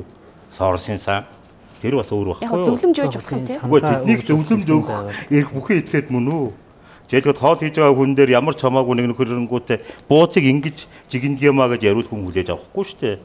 Яг тэрнтэй адилхан байхгүй юу? Энэ дээр нэг яг зүгээр сонгуул болгоны талаар дараа л олон улсын байгууллагуудаас янз бүрийн байдлаар зөвлөмж ирдэг. Мэдээж тэрийг авах авахгүй тухайн улсын л асуудал, парламент ирэх байж байгаа хүмүүсийн л асуудал. Мэдээж гэхдээ тэр өгж байгаа санал ямар үндэслэлтэй байна, зөв үү буруу гэдэг бас бид нэр бас нэг эрүүл ухаанаар дүгэн цэгж үзэх хэрэгтэй болж байгаа юм л да. Яг зөв нийт юу гэдгийг 195 улсаас нэг 86 орчим улс нь бол ерөнхийдөө нэг пропорционал пропорционалын ямар нэгэн байдлаар элемент агуулсан тогтолцоор байдаг юм байна. За нэг 60 орчим улс нь нэг мажоритарын бас нэг аль нэг хувилбарыг сонгосон тийм. Бусд нь бол одоо холимог гэдэг юм уу янз бүрийн хувилбар байдаг юм байна. Гэхдээ яг зөвөр миний л олж ирсэн яг би зөв нөгөө ID-гийн олон улсын байгууллагын судалгааг хамгийн сүүлийн 19 онд гарсан судалгааг үндэслэж ярьж байна л да. Тэгэхээр ерөнхийдөө мажоритар хэрэгжилсэн улсуудаас пропорционал юм уу эсвэл холимог руу шилжиж байна. Энэ бол зөвхөн дэлхийн нийтийн хандлага. Тэрнээс биш пропорционалоос ямар нэг элемент ашиглаж исэн байж байгаад буцаад мажоритар болсон юм бол ер нь бол байхгүй байгаа. Яг энэ сүүлийн шилжилт хийснийг 20 орчим улсын тухайд ийм л байгаад байгаа. Буруу дүгнэлт хийчих юм шүү. Манай шилжилт бидтэй. Тийм. 16 онд буруу дүгнэлт хийчих юм шүүгээ. Одоо жижиг 76 болцохороо тухайн үед эрх барьж исэн нөхдөөтэй өөсөндөө зөв шийдвэр гаргачлаа. Тэгээд дүн шинжилгээнд буруу болсон юм шүү. Тэгээд би нэг зөв Хослмол манайх нөө 12 оногч одоо холимог хослмод гэж янз бүр нэрлэж штэ. Гэтэл яг л нөө томсгосон 26 ч явсан байхгүй тий. За тэгэл нөгөө намын жагсаалт явж байгаа. Тэгэхээр яг манайх жоохон ингээд нэг юу гэдэг чимдээ ард иргэдээсээ шүмжил баг сонсё гэдэг юм уу цаашдаа жоохон амьдрия гэж бодох юм бол тэр намын жагсаалтанд ядаж нөгөө л гендерийн асуудал, ядаж цаашдаа одоо явах хүчтэй лидер болохтэй төр барилцаж чадах тэр хүмүүсээ чагсаалчих хэрэгтэй байхгүй. Гэтэл чи манайх ч нөгөө л нэг сайхан хідэн нөхдөгаа тавиал бүр нөгөөдөл нь одоо юу гэдэг эрх дарах эдэлж байгаа маяг чагсаалтанд орчиж байгаа байхгүй. Нөгөө хідэн өрсөлдөж идэг. Тэгэхээр бид нар уул нь бол 12 оныхоо системийг тэр чигээр авч яваад 16 он дахиад цаашаа сайжруулсан бол илүү биднэрт боломж байх байсан. Тэгэхээр лифт хийж болох байсан. Одоо тэр жагсаалтанд байгаа хүнийг доор байгаа бичигдсэн хүнийг те олон хүнийг ингээд тэмдэглэчүүл нөгөөд хүн дээшгэж хэрэгдээд гараад ирдэг. Их олон улсад үйдэж шүү дээ яг тэр. Тийм лифт хийж нээлттэй пропорционал дээш болгочих те. Хуульч өөр байр суурьтай. Би бол яг та хэдийн ярьж байгаа яг энэ асуудал дээр бол өөр байр суурьтай байдаг. За яг зүгээр онд практик гэдэг хоёр тустай байдаг. Зөвхөн онлын хувьд бол өөрөө чи ярьж байгаа пропорционал буюу холимог гэдэг чинь бол өөрөө нөгөө санал гээгдэхгүй хаягдахгүй төлөөлөл бүгд орж ийн гэдгээр бол давуу талтай онлын хувьд бол үнэн. А гэхдээ нөгөө Монголын нөхцөлд юу? Ёстой нөгөө жинхэнэ болохгүй, сонгогдохгүй одоо энэ жижиг мажоритар чинь мууд сайн ч гэсэн тойрог дээр очиод ард түмтэйгээ уулзаад би энэс илүү сайн шүү гэж өөрийгөө үзүүлж харуулж таниулж жаад магадгүй зарим нь худалгаа тэгэж худлаа хэлж байгаа хууль ус арга хэрэгж байгаа үүсгүй ч гэсэн тулж жаад сонгогдож байгаа юм. А нөгөө холимогч болохоор ерөөсөө ард түмэн сайн биш нөгөө жинхэнэ нөгөө иддэг уудаг эсвэл нөгөө болохгүй бүтэхгүй нөгөө хэрэгтэнгүү чинь зүгээр очиж байгаа. Инхээр энэ манай орны хувьд бол энэ тогтолцоо бол болохгүй, таарахгүй. Тийм учраас олон улсын төрөлжийн таны хэлдэг байгууллагын дүгнэлт болон өнөөдөр энэ судлаачтай ярьж байгаатай бол би бол эсрэг байрсуултай байгаа.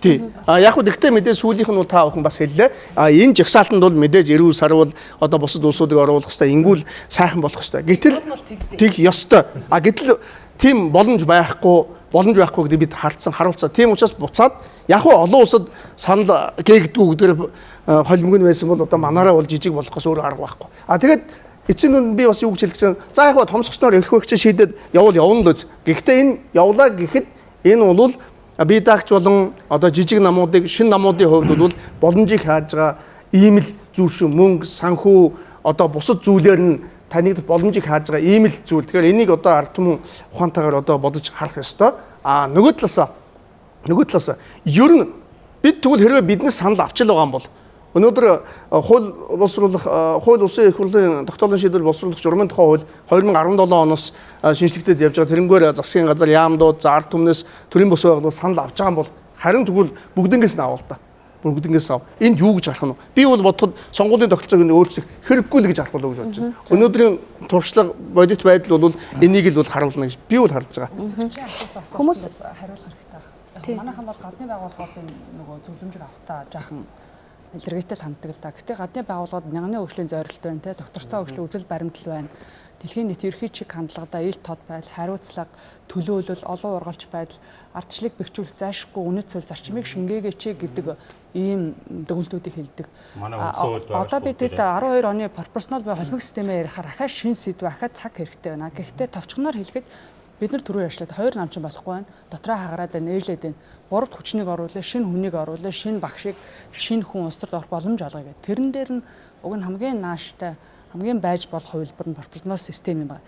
Тэгээ ягаад сонгоогүй гэхээр ахиад намууд сонгуулийн жилийн өмнө болгон хуульд өөрчлөлт оруулдаг. Энэ гажгаасаа болоод бид нар тэр холимог тогтолцоог сайжруулах юмыг хайгаад ингээд өөрчлөлт авчихсан байхгүй. Тий. Техникийн хувьд нэг юм хүмүүс тийм асуулт байгаад байна. Би бас энийг асуучих гэж бодлоо. Нэрэл нэг сонирхол харагдаад байгаа юм л да. Түрүү уг нь энд дурдсан хадаг гэд Батулга гэж хүн асуусан байна. Загантулга гэж хүн давцж байна. Нэг улс нэг тойрог техникийн хувьд саналын хуудас 20 хуудсан дээр хевлээд нэг сонгогч санал өгөх хүнээ олоод дугуулад уншуулахад хэдэн минут зарцуулахын хичнээн цаас хевлэхийн нэг хүнд хэдэн метр уртцаас өгөхийн энийг гайхаал байна гэж байна.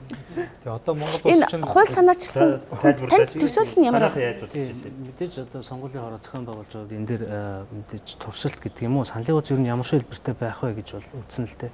Яг хамгийн их нэр дэвшигтэй сонгуул бол 2000 онд байсан юм билээ. 602 нэр дэвшигтэй байсан юм билээ. Тэгээд яг одоо магадгүй бид нар одоо улсын дэжүүд 32 бүртгэлтэй нам улсын дэжүүд нь одоо 32 нам бүртгэлтэй байж байна тийм. За эндээс 76 бүгд 76-ыг нэр дэвшүүлэх ч юм уу бүгд ч юм уу мэдхгүй. За ингээд зүгээр хамгийн максимум хэмжээ нь энэ байж болох юмаа гэж үзээд саналын хуудасд ерөнхий загварыг гаргаж үзлээ. За энд одоо мэдээж энэс шалтгаалаад энэ сонгуулийг чинь бид нэр техникээ үзэж чадах юм уу гэдэг бас тэр санаачлаад байгаа хүмүүс хэлэх ёстой ш. Тэгээд яг бид нар манай сонгуулийн ерөнхий дээрх мэдээллийн технологийн төвийн одоо гаргаж ирсэн саналын хуудасны ерөнхий загварын хувьд бол санал тоолох одоогийн хэрэгжилж байгаа төхөөрөмжөөр бол хэрэглэх юм боломжтой.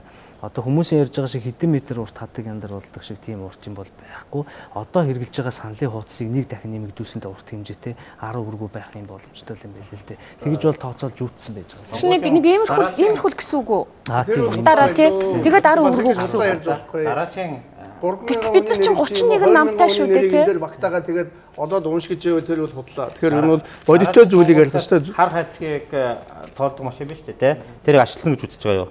Яг одоо санал Яг одоогийн байдлаар бол сонгуулийн автобус системийн тухай хууль дээр хэрэглэх хэсгийг хурал шийднэ л гэж байгаа. Тэгээд би одоо хэрэглэх ёстой тийм ээ гэж одоо болоог байхад бол мэдээж өөрчлөлт. Их хурл яаж шийдснээр л явах юм. Яаж шийдснээр л явах. Саний үзэгчийн асуултаас харахад үзэгчд маань хөөрхөө яг энэ үзэгч зориуд бид нарыг хэмжээ болохгүй гэдэг талд үгээ хэлээсэй гэж өгөөд өдөөж асууж. Гэхдээ нөгөө талаас яг энэ үзэгчийг гайхсан энэ системийн чинь гайхаад бүр шоконд ороод хилцүүлээд аргаа барж идэл энэ дээр юм байна гэдэг хөлбөрт оруулахын тулд манайх нэг юм хөөсрөлт үүсгдэг шүү дээ. Наана нэг сайхан хөөсрөлт үүсгээл сайхан бодлуулж хаяал одоо жишээ энэ үзэгчийг төсөөлж үзснэ энэ юу байж болшгүй юм байна. За тэгвэл хэл амгүй хуу шиг нөгөө хөлбөрийн санал болгож байгаа дээр нь дэмжих хандлага ер нь монгол хүн ер нь тэгдэг шүү дээ тийм явж байгаа л да.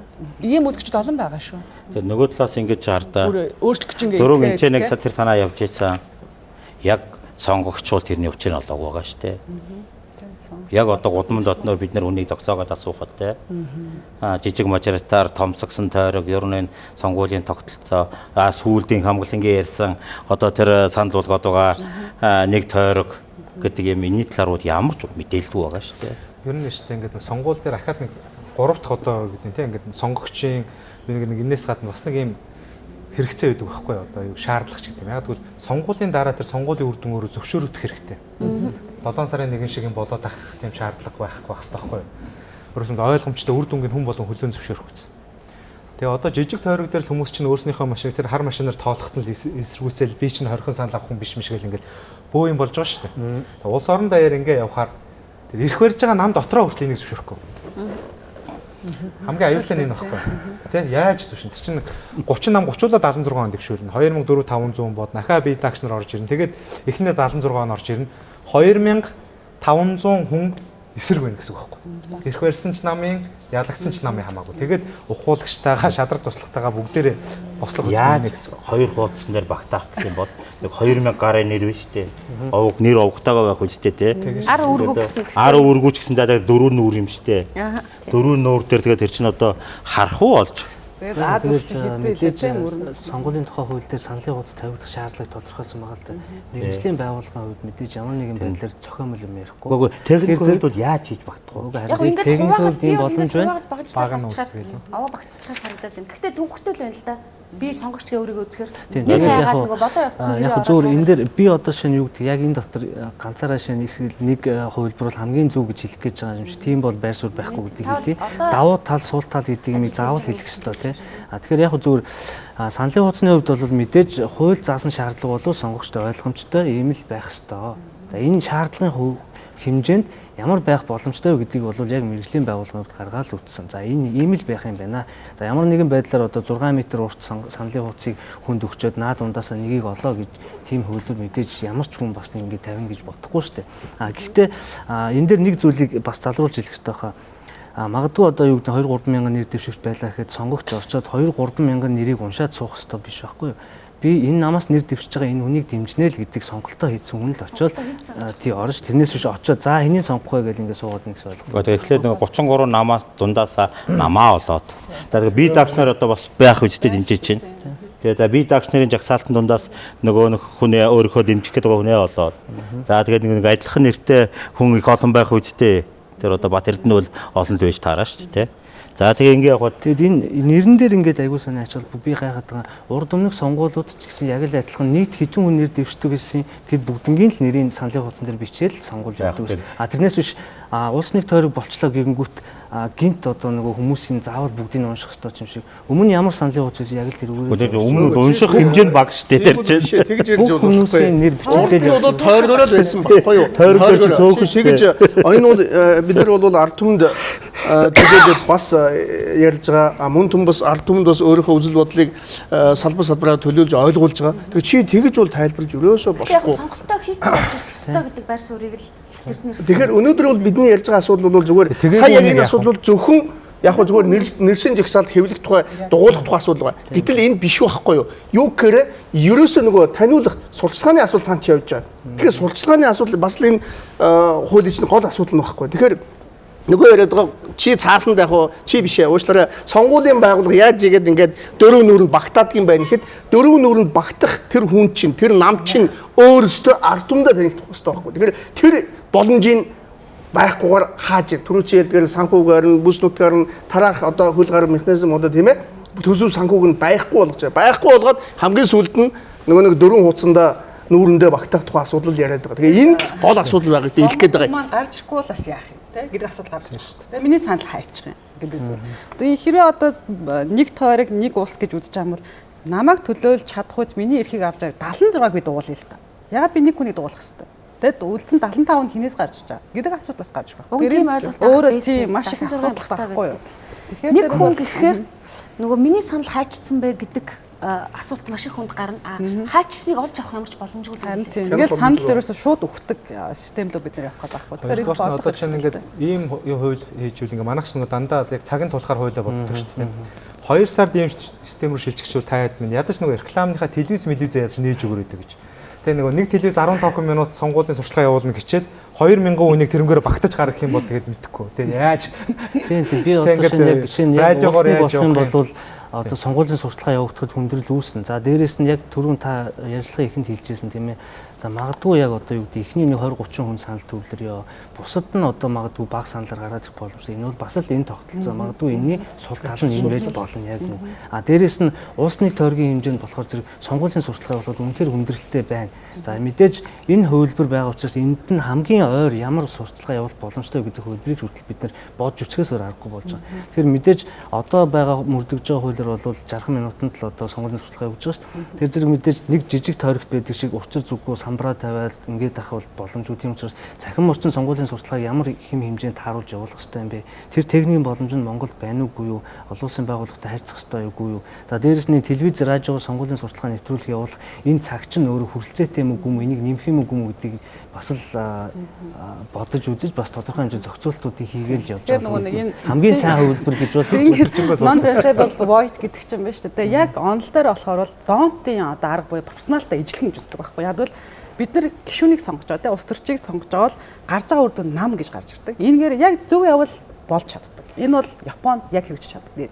Манад бол чадахгүй байх гэж бодож хамгийн аимшигтай. Нүү одоо би бол сонгуулийн өнкөр одоо хиний аргыг хэрэгэлдэг.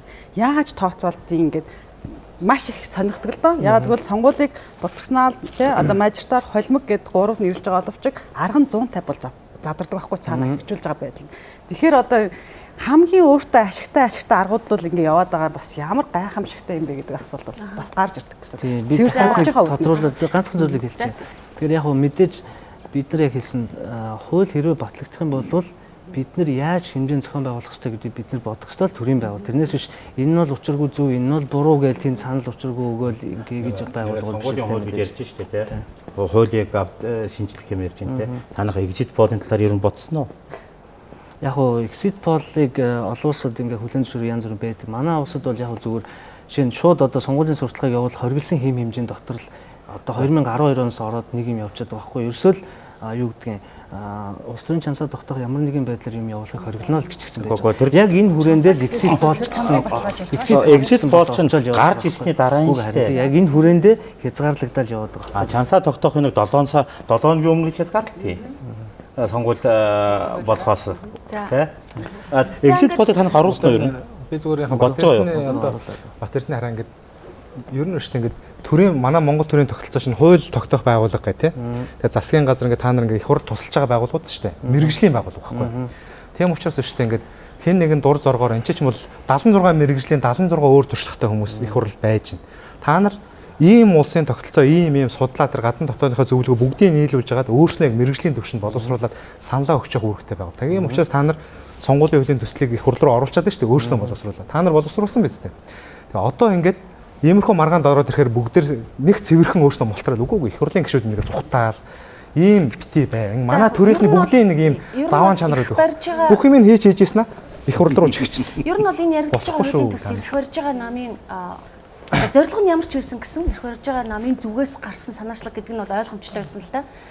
За нэгдүгээрт олон хүмүүсийн өнөөдөр хардж байгаа шиг зүгээр хөөс үүсгүүлээд дараа нь өөр сонголт руу явах байхаа гэсэн ийм хардлагыг бас өнөөдөр энэ ярилцлаганд орж байгаа хүмүүс ч илэрхийлж байна. За үзээ суусан хүмүүс ч гэсэн асуултандаа илэрхийлж байна. Нөгөө талаар өөрсдийнхөө одоо байгаа нөхцөл байдалтай үнэхээр бид нар бол одоо хууль өөрчлөх замаар дахиж сонгогдохгүй болвол шин залуучууд юм уу, гурав дахь хүчээ юм уу, одоо намуудад орж ирж байгаа шинэ боловсон хүчнүүдэд бас боломж олдчихъя гэж түүнээс айж ингэж хуулийг өөрчлөх гэж байгаа ийм алхам байх вэ гэсэн ийм байр суурь гарч ирж байна. Тэгэхээр аль нь ч байсан гэсэн бид нар бол сонсох ёстой. Одоо сонгуул болоход жил хүрэхгүй хугацаа өнгөрч байна. Тэгэхээр аль болох Монгол газар нутгийн онцлогтой намуудынхаа одоо улс төрийн төлөвшөлтөө сонгогчийн боловсролтой таарсан ийм хувилбар руу уг нь бол явах ёстой. Ингээм тул судлаачтай сайн сонсох ёстой юм. Тэгжээж бид нар 20 онд за мөн цааш дараагийнхаа улс төрд бол одоо дүнгээ тавиулж аль болох одоогийн нөхцөл байдлыг илүү сайжруулсан улс төрийн нөхцөл байдал үүсэх байхаа гэж ингэж гордож байгаа юм шүү. Тийм учраас энэ хэлцүүлгийг ингээ хийсэн. Ингээ хүрэлцэн ирсэн та бүхэнд баярлалаа. Ингээ үзсэн танд ч гэсэн баярлалаа. Эргэлэн өгт болцгоо.